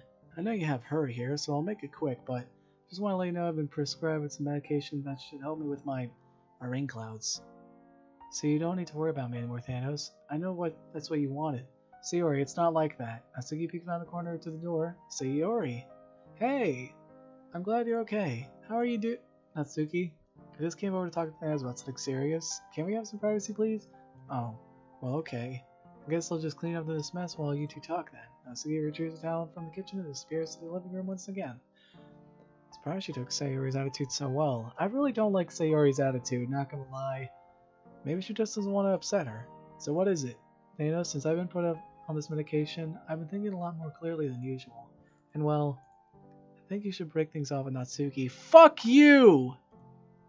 Why? Because I loved you first and you threw me right to the side. Doesn't matter if you loved me first. What matters is how I feel. Not fair. All I need is to see you happy. I am happy. Now things are getting better. I think I can do that. Sayori, you know I can't just... Why not? Why does she have to that I don't? It's because you found me with a noose in my hand ready to die. It's because you really do hate me like I always thought. Give me a reason, Thanos. Because I'm not leaving until you do. God dang it. Sayori, you've been my best friend for years. I know it's going to hurt, but that's all we've ever been. Don't you think if we brought feelings into this that we would ruin what we have? I don't want to ruin the longest friendship I have over a relationship with someone else. You have to understand where I'm coming from, right? Sayori wipes her tears from her cheeks. Just feels as if it's advice. Sayori, you mean the world to me, but I'm just not willing to risk losing you over this. Sayori, please say something. Sayori turns away from me, taking a step off the porch. Wait. Grab her arm and pull her back. Let me go! Not yet. Just let me go, Thanos. I got my answer. Well, I wasn't finished. Sayori resists for a few moments, eventually giving in. Sayori, you're my best friend. You've changed my life so much since we met. Every one of my memories involve you. Every birthday, every Christmas, every summer of club, everything. Sayori, I don't want to lie to you. That's why I'm going to tell you this now. I need to put this to rest.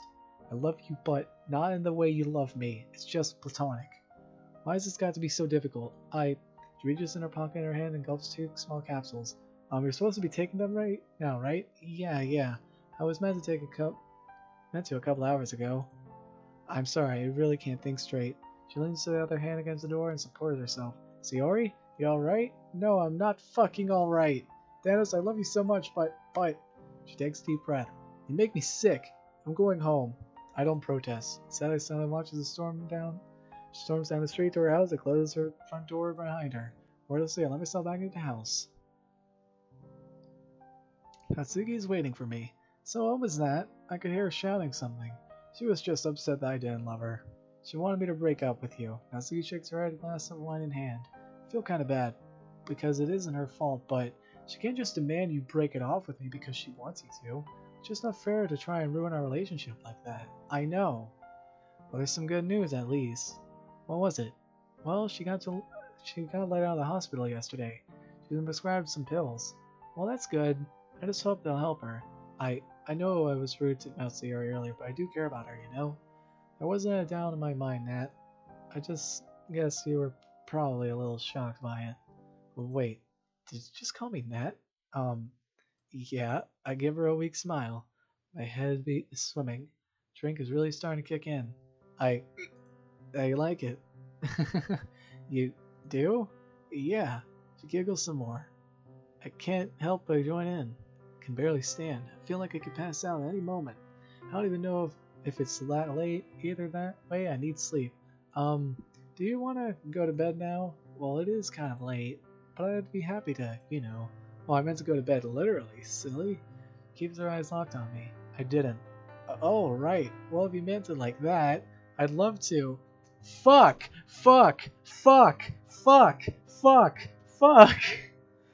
Dropping the empty glass to the floor, mercilessly, it didn't smash. She grabs me in the hand and practically drags me upstairs.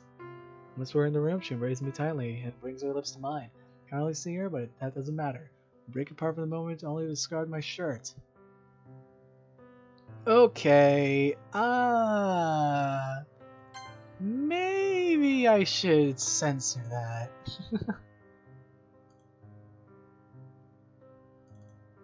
Let me see. I'm just gonna have this on screen, and I'm gonna read everything until it's gone. We collapse onto the bed together, still fiercely making out.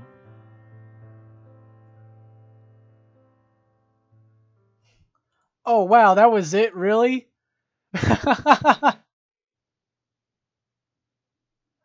That was really it. Wow, okay. The sunlight creeping through the blinds forces me awake. The light burns my eyes. Groggily, I gently release myself from Natsuki's arms. Peering at the clock, I realize it's almost midday. I stand at the foot of the bed, pulling my boxers and a fresh pair of jeans on. Leave our room as quietly as possible. Heading downstairs, I hear a faint knock on the door. I head over and take a glance at the peephole. See a courier walking back to his van. I don't remember ordering anything. I open the door and see a small box he delivered. Take it back to the kitchen and inspect the label.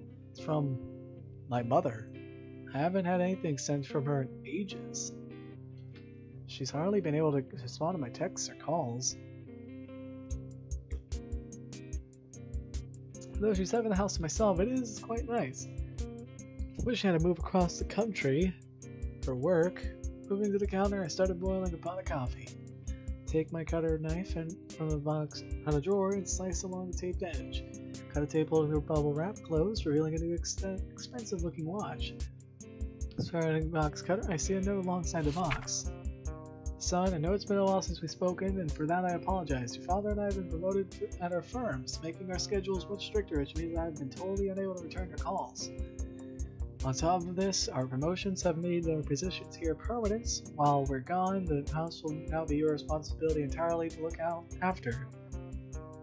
I hope that you will have a chance to visit us when the school year is over. We do miss talking to you.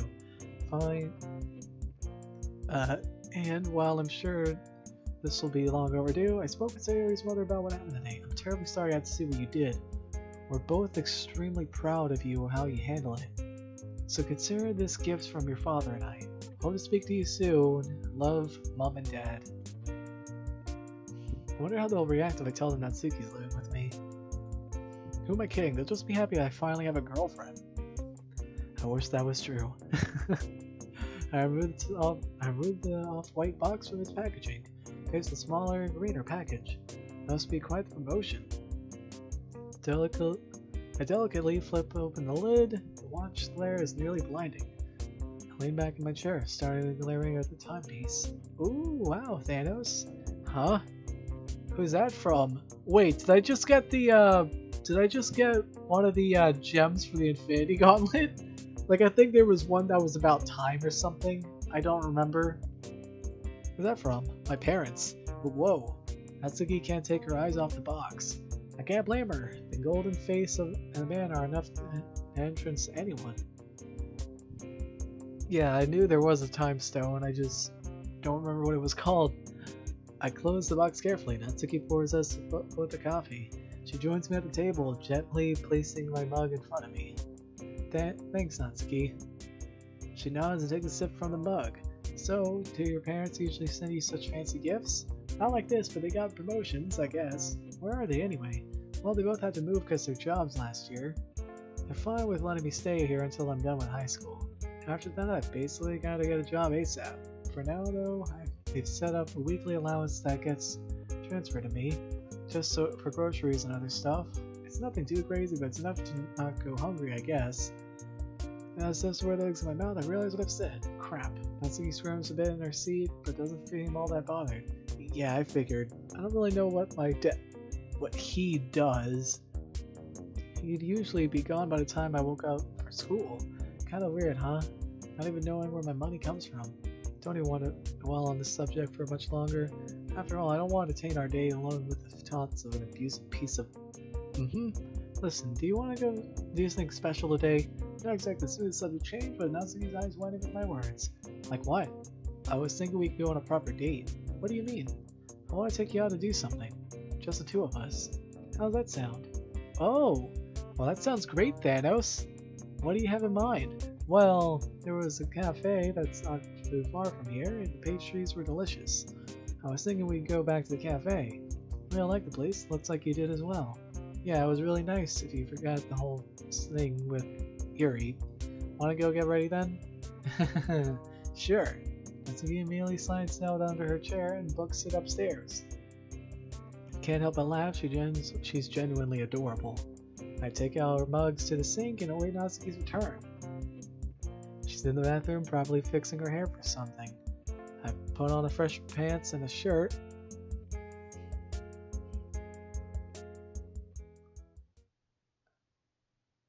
Streets are noticeably empty, even for a Sunday. Pull open a glass door onto the cafe, letting Natsuki hop into the building with an expression of utter glee painted across her face. To be fair, it's probably a church day. Ladies first, I'm interrupted by a hard slug on my shoulder. Ow! What the hell? Natsuki flashed a quick grin, winking at me inside the building. Shake my head as I step inside. Go find a table for us so you can order. Yeah. Ooh, Thanos. Can you get me a couple pastries I had last time? I really like them. Okay, sure. Anything else? Maybe a drink too? Something sweet. Natsuki sits herself at the booth near the back of the cafe. I order both of us some pastry, getting Natsuki a glass of orange juice. After I place our order, I head back to the booth Natsuki chose for us. So I walk towards her. I can't help but notice the cafe is rather empty for this time of day. Must be because it's a Sunday. Regardless, I take a seat opposite of her. So, did you say a couple of nights ago you were going to head out and buy us a new volume of Parfait Girls? The latest one? It's a bit pricey, don't you think? Well, yeah, I guess. I just assumed you had enough to get it. You know, with a watch. Your parents. I do have enough, you know. I'm just a bit cautious about how Natsuki scoffed sarcastically. You're just putting it off reading it with me, aren't you? What? No! I'm just a little bit wary of how I actually spend my money is all. You never know when you might need it. Besides, we haven't even gotten through half of the set we have yet. Not really in a rush to buy that. Now anyway, it'll probably be another week before we even finish this volume. I guess. I will get around to it though. Promise? I promise. The barista calls out her order. Give me a second. Exiting the booth, I make my way to the counter where the barista is busy taking someone else's order. We left 2 small plates with a pastry each on the counter. A glass of juice is next to it. As I haven't yet paid, I leave a note covering the bill in place of our order. Peek on the plates in one hand and a glass in the other. As I return to the table, Natsuki amazingly snatches a pastry. Oof! I love these things! I'd have guessed. Natsuki has already wolfed down the whole thing in only a few quick bites. She seems completely oblivious to how quickly she was eating. I glanced at her a quick grin before taking a bite of my own pastry. It's delicious. Natsuki, her eyes wild with excitement, leans over the table and attempts to take a bite from my pastry. And singly pull back, holding the pastry out of reach. Hey, leave mine alone. Fine. She returns to her seat, and I return to mine. Hurriedly, I munch down the rest of my pastry quickly. As I do, Natsuki snaps her right at the moment of the sound of the door swinging open. Just another guess. Turns back to me, bringing the orange juice to her mouth and taking a sip. Thanks, Thanos. It's no problem. Anything for you. She grins at me. A few awkward moments pass as she gulps down her orange juice in silence. Ready to go? Just about, yeah. We both slip out of the booth simultaneously and neatly stack the plates in the glass for the barista. I hold open the door for her and we make our way back out in the street, hand in hand.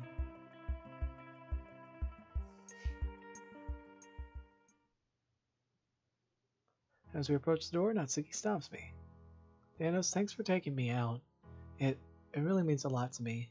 I love you. I love you too. 2 of us enter the house and we head to the living room. Natsuki takes the remote and finds us a show to watch.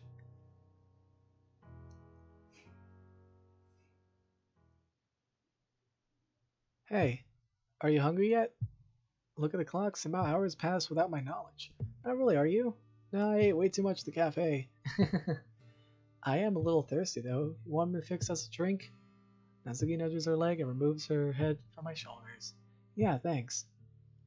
I head to the fridge and take one of the remaining bottles of wine and pour us a healthy glass. So I'm going to fit the cork back out of the bottle before returning to the fridge.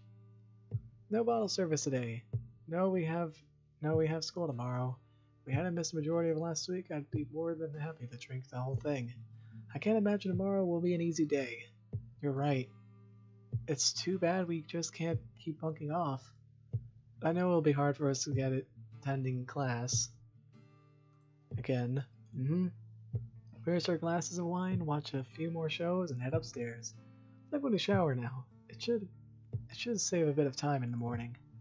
Natsuki heads to the en-suite bathroom while I head to the main.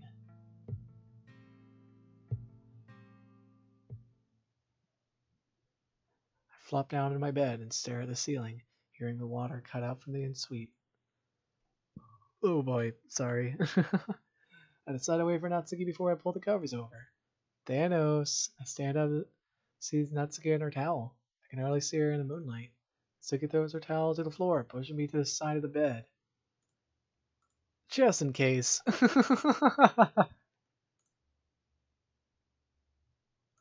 Okay. Oh, crap. Ooh.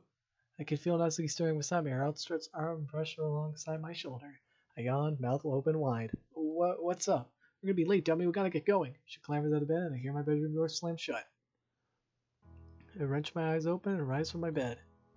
Go where? School! Oh yeah, crap. I'm gonna hastily ransacking my drawers in an effort to find my uniform, quickly throw on my pants and my shirt, followed by my tie. Natsuki emerges, tying my ribbon of her uniform. Thanos. Did you know where my jacket is? Not a clue, love. Ugh, damn it. Put my jumper over my head, followed by my own blazer. You want mine? It'd be massive on me. Thanks, but not really. Alright. I just hope I don't get told off. I doubt it. Just don't worry about it, okay? Hurt's downstairs and Natsuki's right behind me. Putting my shoes on, I swing the front door open. Come on. Yeah, I'm coming. Slamming the door behind us, we rush to school.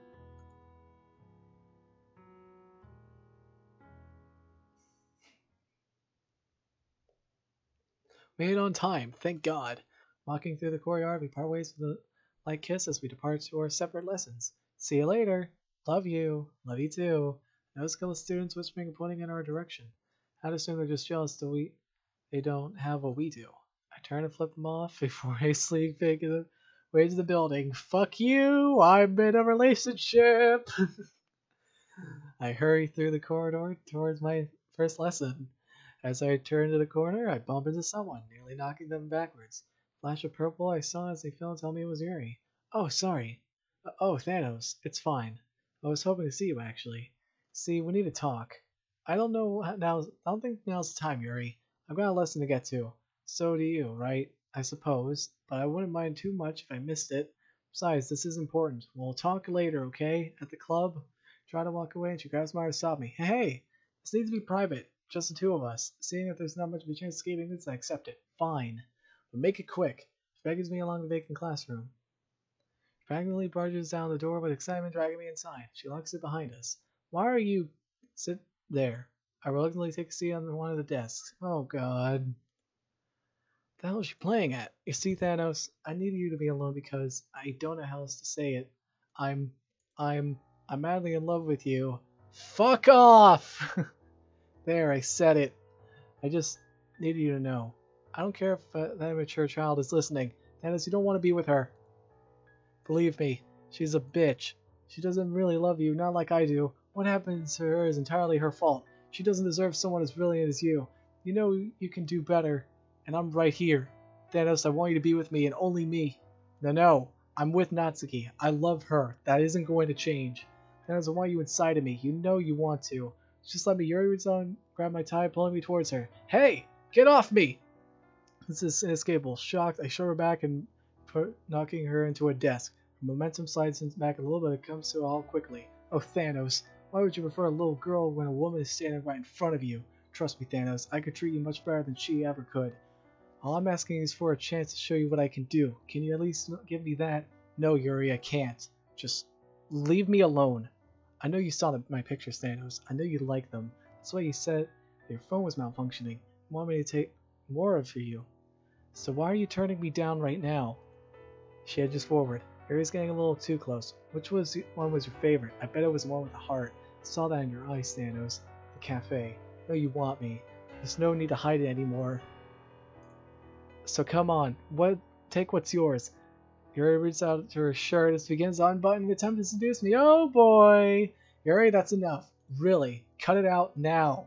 I reach out and grab her hands and stop her from unbuttoning her shirt any further. Why, Thanos? Afraid you'll give in? Yuri inches toward the wall. She starts still unbuttoning her shirt. Yuri, I told you to stop! Grab her arm and shove her against the classroom wall. Wow, Thanos. Didn't know you like to be so rough.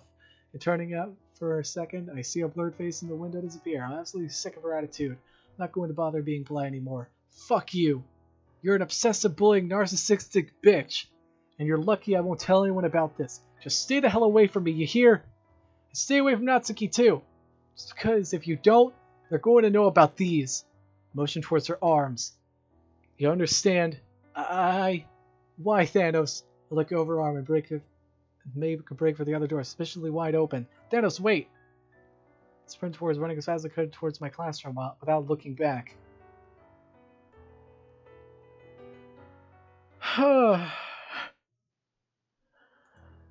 Hang on, I need to find a picture that's exactly how I feel about this entire situation. Hold on!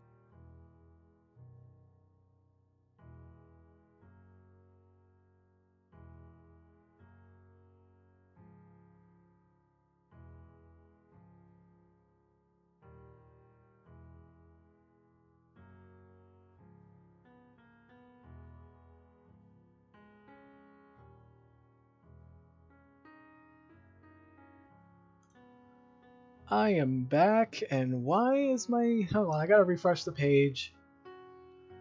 Because my Twitch screen got messed up. There we go. But yeah, it's a big yikes for me, not gonna lie. As pushy as psychotic as Yuri was being, I feel terrible for lashing out like her like that. I don't! That wasn't like me. But if it keeps her away from us, I'm glad it worked at least, and I will have to maintain my threat. Regardless, I turn back to the mountain of schoolwork. How could I have missed this much in a week? It's almost a blessing that I have 2 weeks worth of detention to catch up. Then I'll be able to get anything done at home. The school's bell rings, signaling the end of the day. Instead of skipping detention and just going to the club instead. Hopefully I can find Monica and tell her to keep Yuri away from me. Packing the piles of unfinished worksheets into my bag and leave for the club. Sierra and Monica are both waiting outside, seemingly scared to enter. Sierra doesn't meet my gaze. Hey, what's going on? Oh, Thanos. They're throwing names at each other. My stomach twists into a knot. Right. You know what they're arguing over? You already told Natsuki to ditch you because you already devoted yourself to her. That's a load of bullshit. I try to stop the fighting, but they're both so angry. You total bitch! I need to end this right now. I feel the doorbell and twist in my hand and I enter the club room. Sugari, no. She mutters something but I don't catch it. Shoves past me and tearing down the hall. I follow her out of the room, only to be stopped by Monica. What'd she say? She said she wanted to be alone. For once, she's not desperately clinging to you. Shut it. There's no need to be so rude. Sorry. I was just a little surprised considering Sayori, shut your fucking mouth for a minute. I shouldn't have snapped. Sorry, I just gotta see if she's okay. Following Natsuki's footprints, spurting out of the hall to go to home. Because she doesn't really have anywhere else to be. I doubt she wants to go back to her house. I run around me and make my way upstairs. Natsuki? I'm in the bathroom, Thanos. Told her to leave me alone. Are you okay? What did Yuri say to you? It was nothing. I grit my teeth together. I don't think she's going to tell me anything right now. If she's feeling better later on, then maybe. If I can hear her sobbing through the door, I'll give her some space. Okay. I'll just be in my room if you need anything, alright? Okay. We're not gonna leave her be, heading downstairs for a drink. I would have opened the fucking door.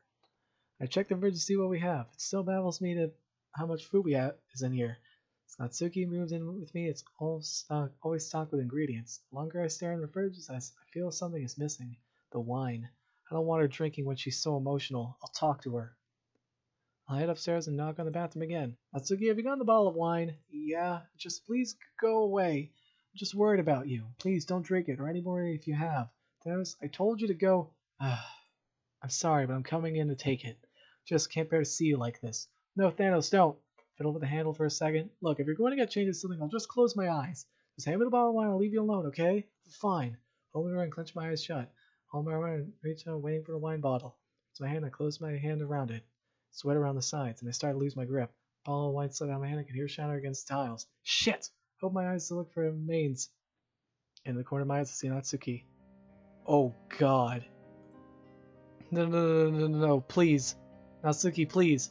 I'm so sorry, Thanos.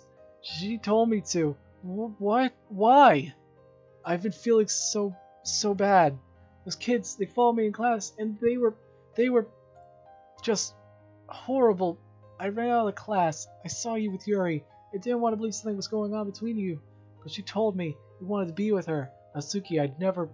They were right. Why would anyone want me? Yuri's right. She's so much more mature than me, Thanos. Everyone sees me as a cute girl. Some arrogant kid. I made the name for myself. It's my fault. This is all my fault. No, you just don't. I don't want to hear it. Grab Natsuki by her shoulder and attempt to force her to listen to me. I can't. Natsuki, please, just hear me out. Fine. This morning, Yuri threw herself at me. She was overly aggressive. The only reason I got out there was when I did is because I threatened her. Threatened to expose her of what she's been doing if she didn't stay away from us. Didn't want to, but I was desperate. She crossed that line now. I love you and only you, Natsuki. I don't know why you believe what she said. I recoil back, holding my cheek. What did I say was so wrong that I deserve that? Don't lie to me! You would have deleted the pictures she sent you otherwise. Now, you aren't listening to me. Nothing happened. Yuri was acting like a psycho. She tried to force herself on me. That's all there was. I swear to you. Natsuki says nothing. And she's still bleeding. Shit. Come on, let's go. What? I'm not going anywhere. For fuck's sake, Natsuki. I'm taking you to the goddamn hospital before you bleed out into my bathroom. Make me. Natsuki sits down in the rim of the bathtub, hands buried in her hair. Locking her locks begin to match her ribbons. I grab her arms, careful not to touch their wounds. Pull her to her feet. We're going. Now! Yeah, she's bleeding. No, I don't want to! Natsuki's knees buckle as she starts to begin to fall forward. I catch her on the way down. This isn't negotiable. We're going. No! Reaching into my pocket for my phone, I speed dial the emergency number and press my phone inside of my hand. my head. I explain the situation to our operator, assures that an ambulance is on its way. Gentleman has to keep from the bloody tiles, carrying her downstairs. Lay her down on the couch and rush to the kitchen for a towel. I kneel beside her, trying to minimize the bleeding, staring out the window, waiting for the flashing lights to appear.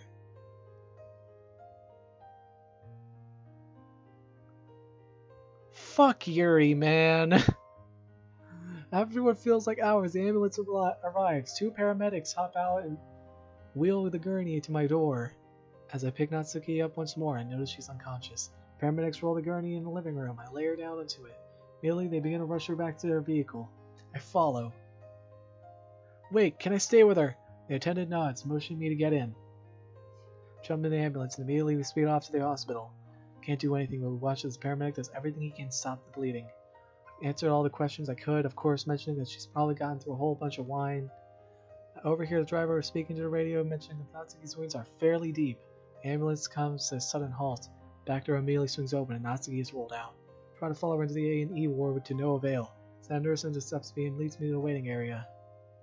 She also mentioned that they will keep me updated. Luckily, I take a seat and wait.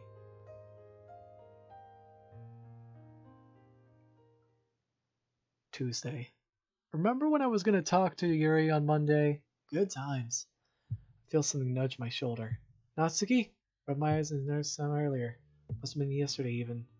She explained that Natsuki was discharged an hour ago and her emergency contact was called to pick her up. Emergency contact? My chest feels like it's collapsed on itself. That has to be her dad. I jump from my chair, rushing out of the hospital without another word. Making my way to the nearest bus stop, I glance at the schedule posted on the stop. I don't have 10 minutes to spare. The hell with it. I depart with the bus to drive from the stop, spring down the street to get to her house. Need to get her out of there. God knows what he'll do to her in the state she's in. Not to mention the property damage and the fact that we stole it from him. Didn't even have the chance to fully explain to her that what Yuri was doing. That I was totally against it. I even had to threaten Yuri to get her to stop. I can see her street sign as I slow down into a jog. As I round the corner, I see him. Father is planted on the balcony where I first overheard the conversation, smoking a cigarette, taking a deep puff from it. Can't tell if he's running or stressed, but I feel if my heart is going to leap from my chest any moment. Can't go to confront him about this directly now. He'd kill me. Need to wait for him to leave. Hang a left, deciding to head back home.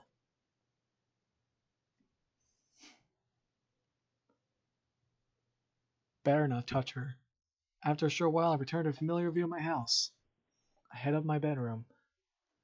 I undress knowing the bloodstains on my sleeve on my blazer. Try it again. Everything in me makes me feel as if my life is tearing apart, all because she's been taken from me. Launch my jacket as far from me as I can. With nowhere else to vent my rage, I drive my fist into my desk, driving my contents of the shelf above the top lower. An issue of the Parfait Girls and the paper fall onto the floor. Looking down the manga, I notice a word on one of these papers. Hero. Place the poem back on the desk carefully and get dressed as quickly as possible. Searching my house for anything I can protect myself, just in case I do have a run-in with her father. Nothing other than kitchen knives. If I'm caught in public with one of these, I'm dead. Guess I'm going empty-handed. I head towards the front door and notice the closet in the foyer left open. Out of habit, I close it, not before seeing Natsuki's jacket and scarf I bought her. Can't tell what's driving me anymore. Is the rage directed toward her father? Is it the anxiety caused by her actions last night? Or is it the void she's left by being taken from me? I slam the closet door, running out of my house. Oh boy. I can see Natsuki's house. I stop running and walk instead. I'm not wearing running clothes, and I figure that someone in a long sleeve shirt and jeans may not seem out of the ordinary. Steps away from the gates in her home. I can see her father's car parked in the driveway. I can see her down her street and around the block. I can see the bus stop with a bench across the street. I'm going to sit here until I hear his car leave. The car is a performance vehicle. I really hear the obnoxiously loud engine from a mile away.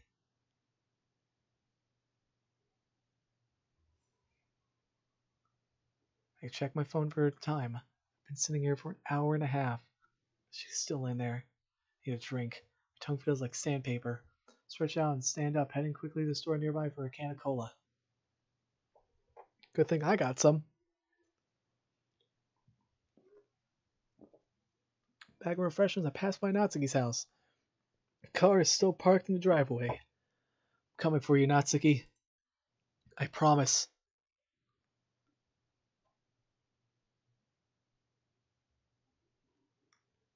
Again, I round the block, this time walking around and sitting down at the bus stop on our street.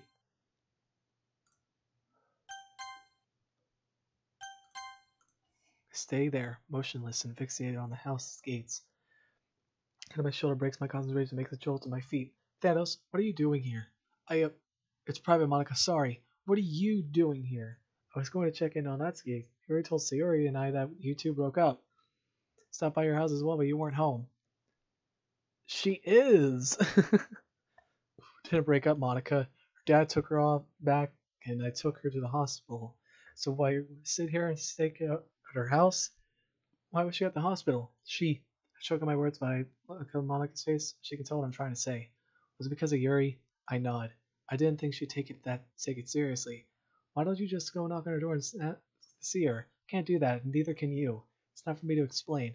But if you knock on the door, Natsuki might get hurt again. What do you mean, again? Father, he... Oh, Jesus. I understand, Thanos. Do you want me to keep you company while you wait? I don't think that's a good idea, Monica. You should probably get wherever you're going. It's getting late. Okay, Thanos, let me know if there's anything you need, okay? Just call me. I nod and give her a weak smile as she stands and walks away.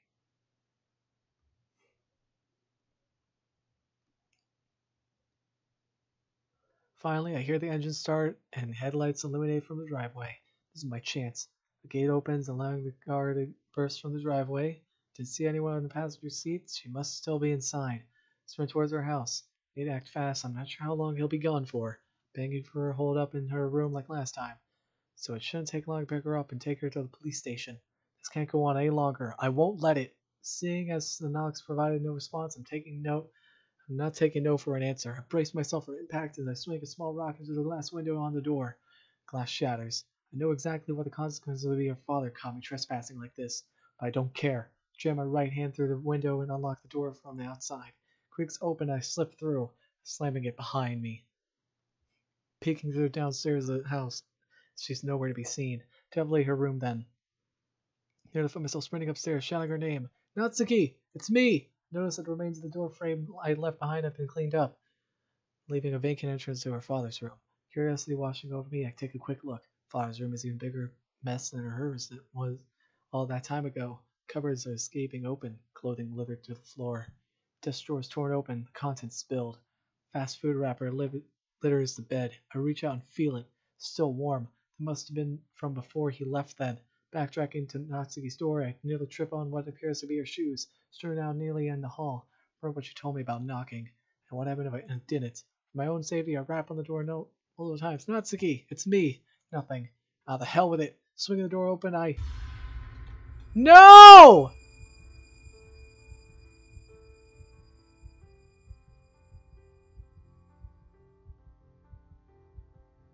No! No!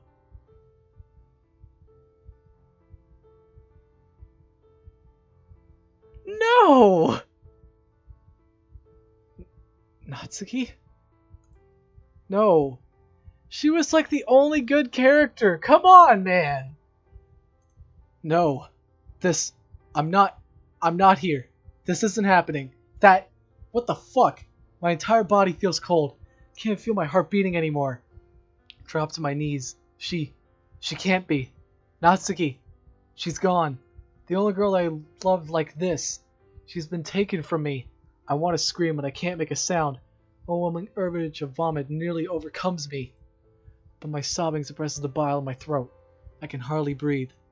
I can even see properly. The tears fogging my vision to a blur. I can't even speak her name without getting caught in my throat. I reach out, gently wrap my hand around hers.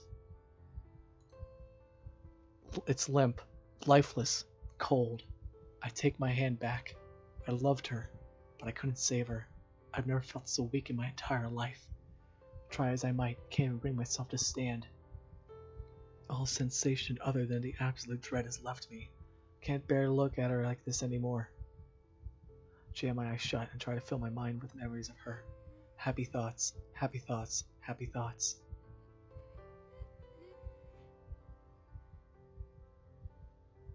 Just like Sayori, man.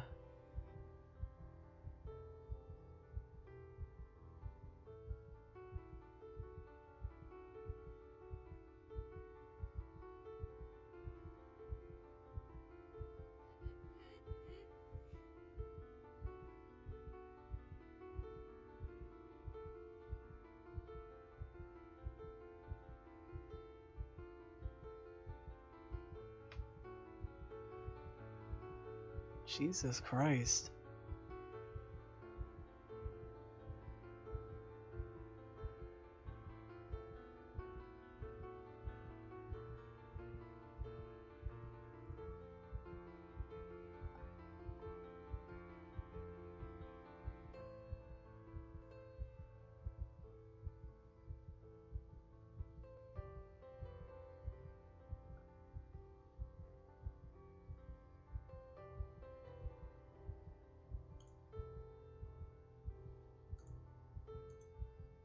Come on, is that really it? Sunday. Jesus Christ, he just spent the entire week just knock, knock, knock, knock, knock. They're not gonna shut up if I don't answer. Ugh. Slowly runs my way to make my way downstairs. Right before I open it, Monica stood outside, Yuri and Sayori in tow. They're all looking solemnly at me. Thanos, don't even bother. I don't want to know. You missed it. The funeral, Thanos. It was today. What? I had no idea. Natsuki's funeral. My only chance to see her is to say my goodbyes. Gone. I need a minute. I dragged myself to the kitchen just in time to vomit into the trash can. I'm fucking pathetic. I couldn't even make it to the funeral of the girl I loved. We can always go to her grave. Couldn't even get out of bed. Couldn't even save her. Thanos. I wiped my mouth with my sleeve, slamming the can's lid shut. Thanos, I'm so sorry. What for? You having to go through this. Everything you saw. I brushed past her on my way upstairs to my room. I could hear the other girls rushing upstairs. You know we'll always be there for you. At the club. Are you coming? I need to go back there. I know I do. Leslie would have wanted me to. I can't fail her again. I guess. Well, we suspended the club activities for now. There'll be just a place to talk for a few days. You okay with that? I nod. Sayori fidgets uncomfortably, tears welling up in her eyes. I feel she wants to say something. Fuck you, Yuri! It's all her fault, man! Sayori rushes towards me, pulling me into a deep embrace. I stumble back, nearly tripping over. She begins crying into my shoulder. Thanos, I'm so sorry! I awkwardly pat her on the back and comfort her, but it does nothing. Long silence ensues, broken only by Sayori's stifled sobs. Eventually she breaks away, wiping her face. He's been arrested. Apparently for more than what he did to her. It wasn't your fault. There was nothing you could have done. Nothing I could have done. Nothing I could have fucking done.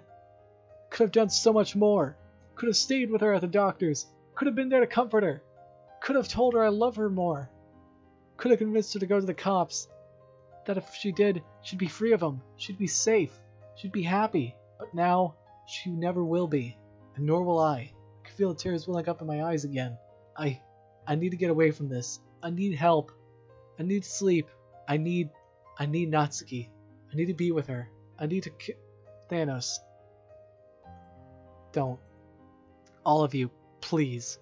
Just leave. Get out. I'll be at the club tomorrow. I need some time alone. Yuri wants to protest, but I glare at her glassy-eyed. She doesn't want to back down. Well, I'm sorry, Thanos. But, Yuri, come on. Thanos needs some space. Monica, can't tell me what to do. He clearly needs someone to speak to, and I know how to help him. Yuri just wants to be alone. Why is that so hard to understand? He doesn't know what he wants. And you do? Yuri rushes to Monica, but Sayori jams herself between them, trying to retain a long-lost peace. Stop it! I know exactly what he needs. You don't know anything, Yuri. Now that Natsuki's gone, you just want to swoop in and take him while he's vulnerable? Guys, stop! I saw the pictures you sent him. You're disgusting. My head is spinning. Can't focus.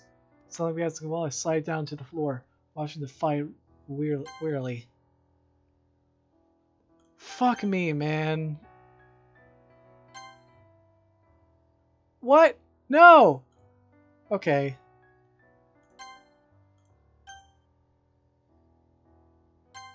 Okay, I can't seem to save the game. Oh well. Stumbling back against the wall, I slide down the floor, watching the fight wearily. How dare you? How much must you hate your...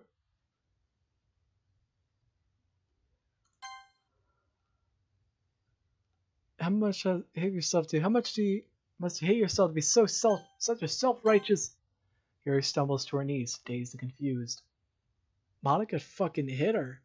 Monica, fist still raised in the air, freezes to the spot as eyes lock onto her.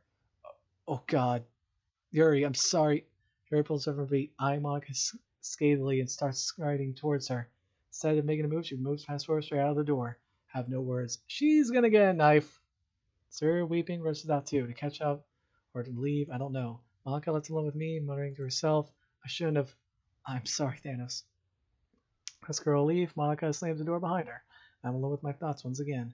May as well put this time to good use. From my drawer, I put a sheet of paper on a pen and I start to write. Monday.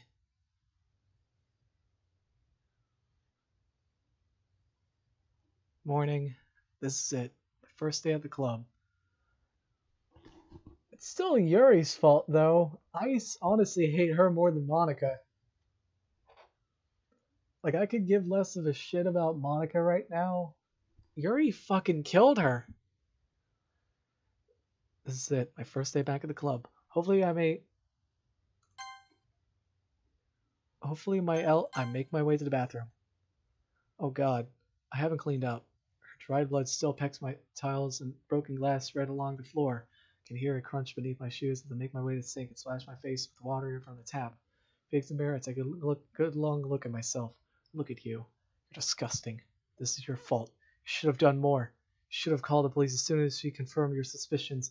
But you didn't, because he was out of town and things were, well, between you two.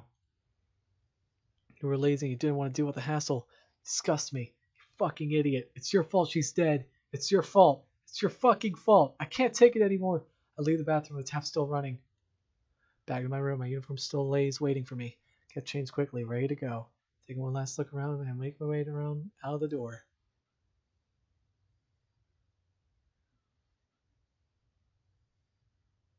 School was hell. Of course, I had teachers and students alike reaching out, offering me to talk to someone I need should I need it. False sympathy. That's what it is. And I hate it. Regardless, I think going to school was worth it. I can go back to the literature club. Strayed a long way from literature at this point. Open the clubroom door. This isn't right. Oh, Thanos? How are you doing?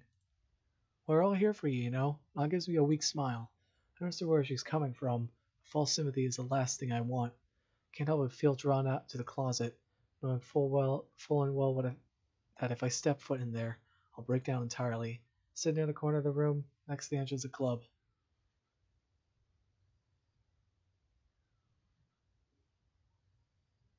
Thanos? Are you okay? Nodded Sayori, trying to politely get her away from me. I don't want anyone's sympathy. I could feel my vision being blurred by tears. Hang my head down to avoid anyone noticing, jamming my eyes shut. Thanos, are you sure? Thanos, please say something. I'm fine. My fucking voice broke. I feel a hand on my shoulder. I want to jerk away, but what's the point? Hand lifts my chin. You'll be okay, Thanos. Time heals all wounds. I can't hide my disgust in their words. Do they honestly believe what they're saying? The love of my life has been ripped from me. I could feel tears falling over my cheeks. Things aren't fucking okay! She's gone! Don't you get that? Or was she so disposable to you that you just don't give a shit? Lay my head down on my arm, supported by the desk. Didn't mean to snap. I can't help but feel even worse. Fine then. I'll leave you alone, jerk. Sayori, you realize what he's going through, right? Yeah, I know, but that doesn't mean... That's enough. It's okay, Sayori. I understand. Can't handle this. I need to see the closet. One last time. I enter, dropping my bags to the floor. The rest of our manga collections are still there. Never did take them back to our house. I closed the door behind me, looking out at the clubroom. Under the windowsill, I met the true Natsuki, one I fell in love with. Rolls on the floor near the window. Can't control my tears any longer. I just want her back.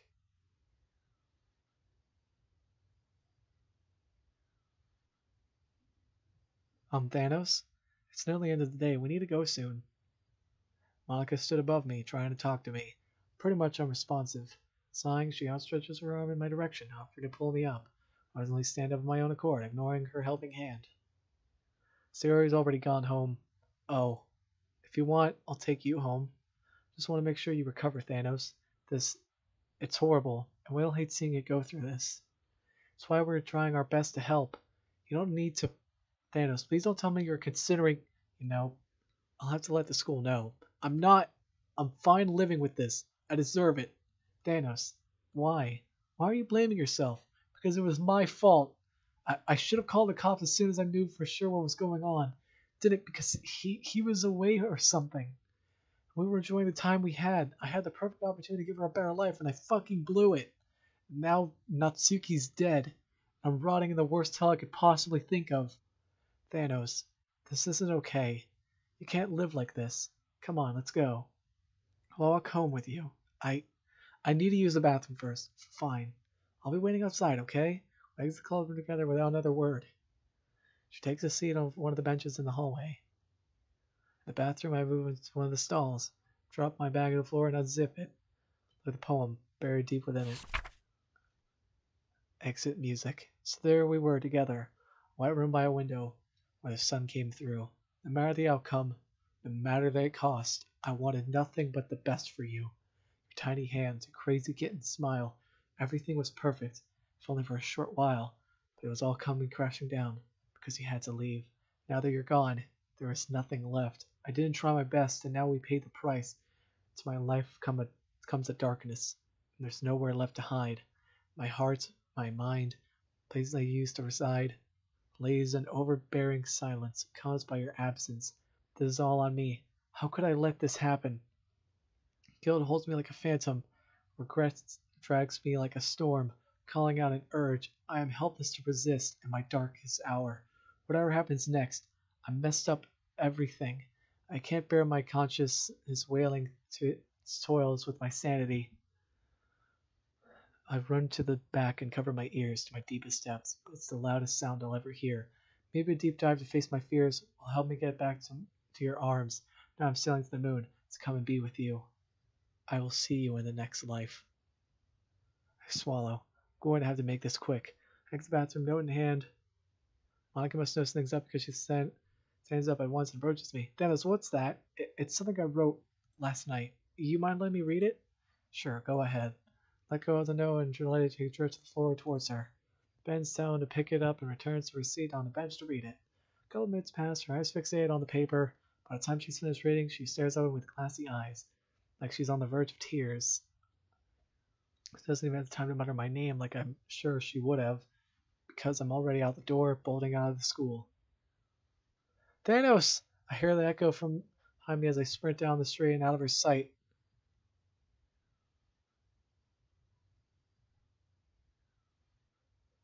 It stopped raining. Hang on, is music even on? Okay, it is. At this point, it's the adrenaline that's carrying me to my destination. Oh.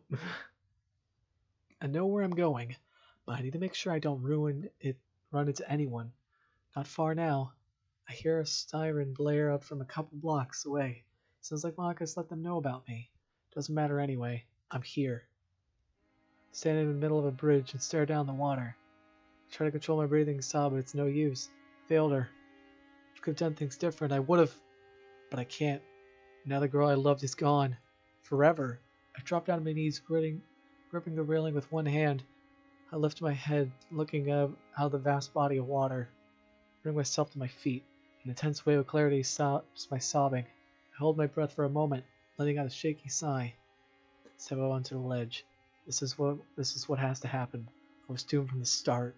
There's nothing much else I can do now, but Thanos! My eyes lock into Monica rushing toward me. Looks like she has found me. I inch my heel closer to the edge. Thanos, don't! She reaches out to grab me. Monica just really holds onto the lapels of my jacket while I give her a feeble resistance. I'm just gonna raise the volume a bit. I'm tugged forward, collapsing onto the concrete. I hope it's not too loud, by the way. Thanos, listen to me. I'm not letting you go. Not for a second. Just please, don't do this. Let us talk it out. Thanos, this isn't a solution to what happened, Thanos. This is only going to make everything worse. I'll lower it a little bit.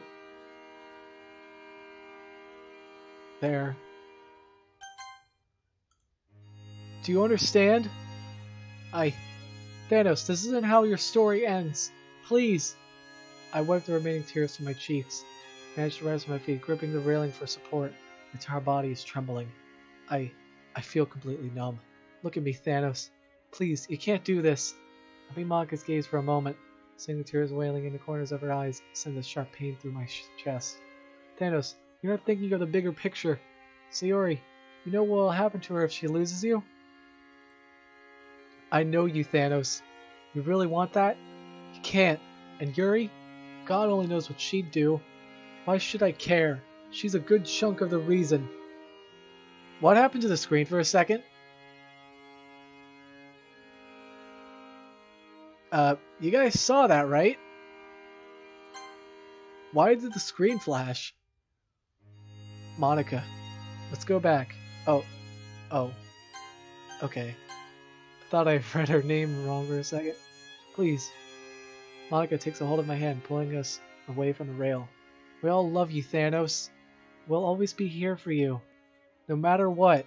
I release my grip from the railing, following Monika's lead. Like, what is that?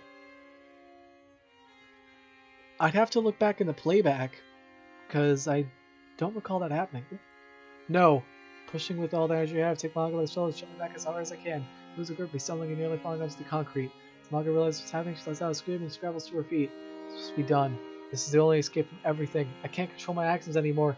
Coming, Natsuki. Spin towards the railing, vaulting myself over. As we began to journey down, I remember the times when Natsuki and I had spent together. First time reading together. When she first told me that she liked my poems. Baking together. She told me she loved me. All of it. Being able to tell her the same. See the look on her face. Pure happiness. I'm reminded of the sensation of the weightlessness. Almost like right now. Now I'm going to see her again. Natsuki, if you can hear me, I will see you in the next life. This was the right choice.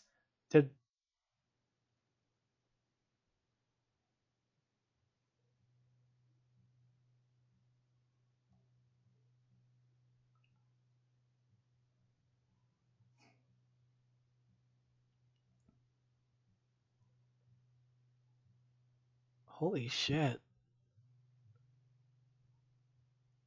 That's a really horrible way to go, honestly. Suicide or not. Drowning always scared me. And this is coming from someone who almost drowned too. I almost drowned like twice. I hate swimming because of it, and I hate overseas as a result.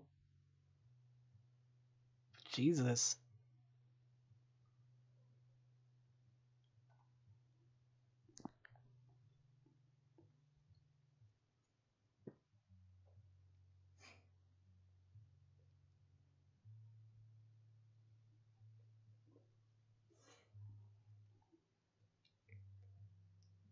Dude. Is that really it? Yeah, it is. Like, but this wasn't the right choice.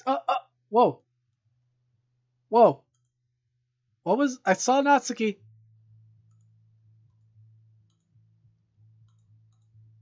Is it because I'm clicking, or... I'm seeing visions of her. Yeah, she is flashing on the screen. That's so... Oh, that's so creepy. That's really unsettling, I mean... I saw her... That was her in the bed. Yeah, I'm not closing the game.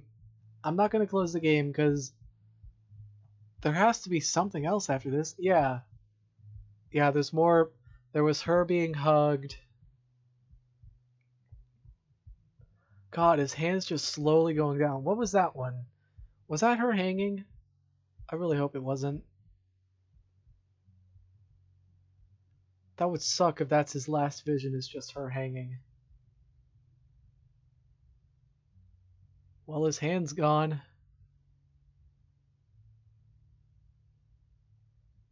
It's getting darker too.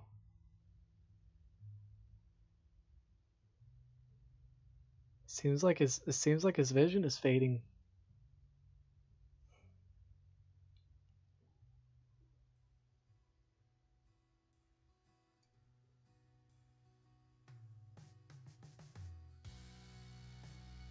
Holy shit!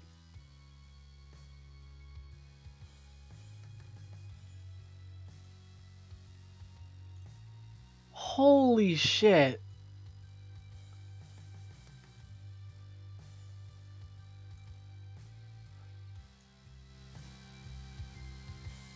Let me raise the volume a bit. Wow. Just.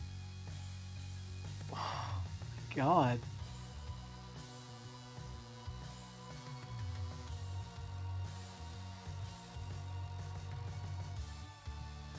That definitely was something.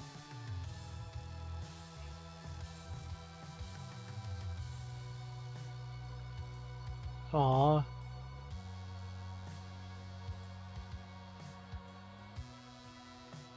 Still, Jesus Christ. Like, I really think that some of the some of the drawings could have been better. Like, especially that one with Monica and Yuri. That one looked horrible, but wow, that ending. Uh Aw, they're inching closer. Aw.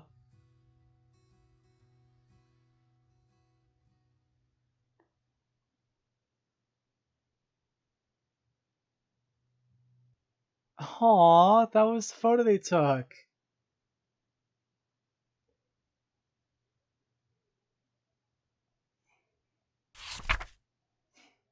Oh.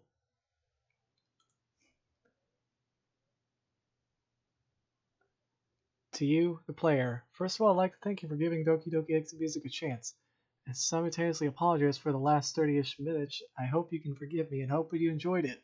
That being said, the development of this mod was certainly difficult. For a start, we had an XDev team member leak an early build of the mod, calling it his own mod. So yeah, fuck him. Wow, that guy sounds like a jackass. In addition, we had a lot of unfortunate events occur on the public Exit Music Discord server, like losing someone in there to suicide. Aww. To Alyssa, I'm sorry that this happened to you, and to and to Thiago, I think that's what it says. I might be pronouncing it wrong. I'm sorry if I am. I know it's gonna be hard, but you'll make it through. I promise.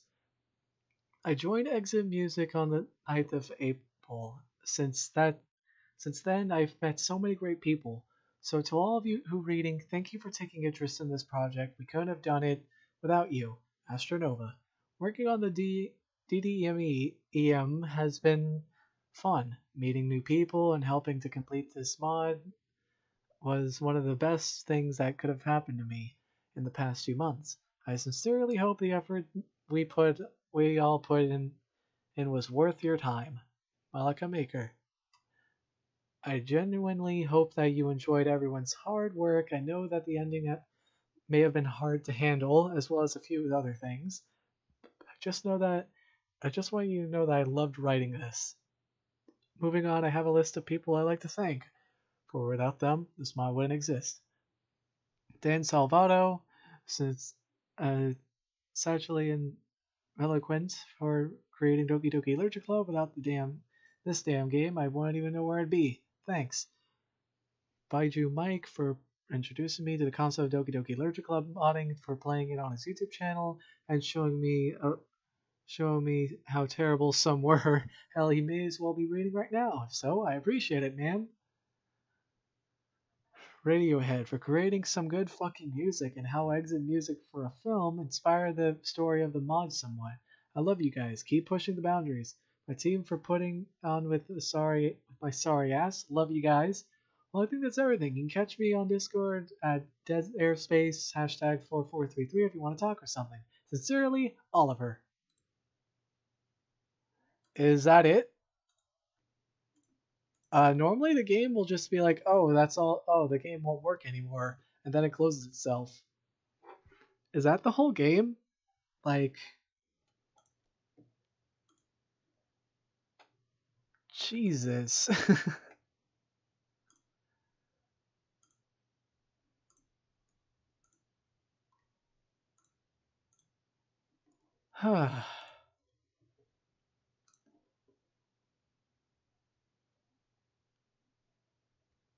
Jesus Christ.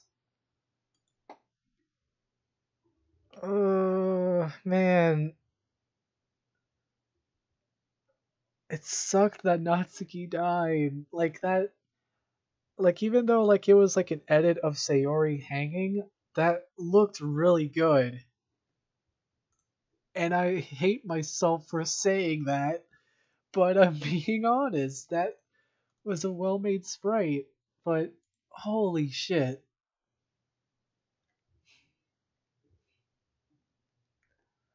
I knew something was up with the shoes being at the door, because in Japan it's a tradition to like if you're going to hang yourself, you put your shoes over, like if you're going to end your life, you'll put your shoes off. You'll take your shoes off before like ending it, and that's depressing. But wow. That was a mod. Normally I would play stupid fucking mods like for example I played Take Sayori to Del Taco and things like that, but Jesus. That was definitely the best one I played. Wow. Okay. That was really something. Ugh. Can't believe she had to die. Up. Whoa. Whoa. Whoa.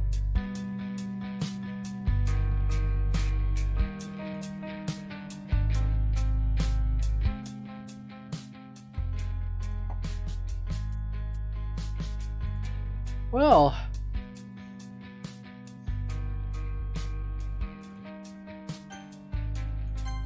that was the game.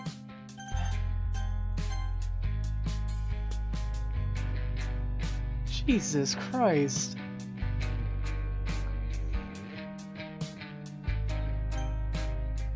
Well, what else is there? What am I missing in the... Does it mention something about a credits.txt?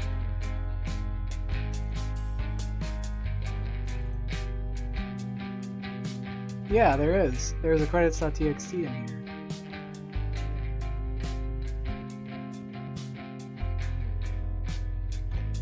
Fucking hell.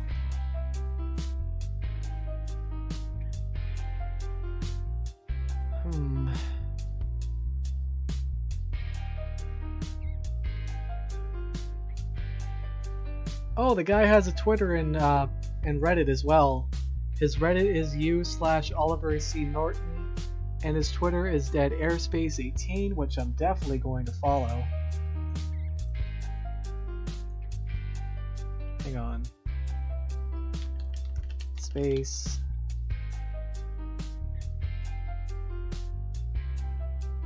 '18 and... Wait, is his Twitter gone? Hang on, did the man's Twitter get taken down?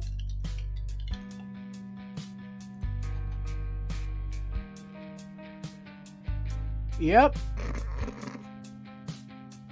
Never mind about that. That's a big oof if you ask me.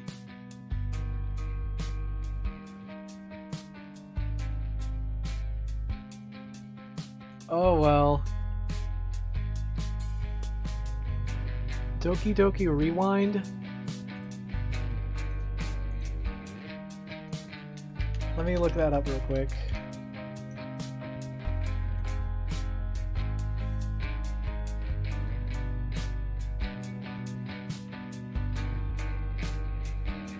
Okay. I'll try that later, but wow. Huh.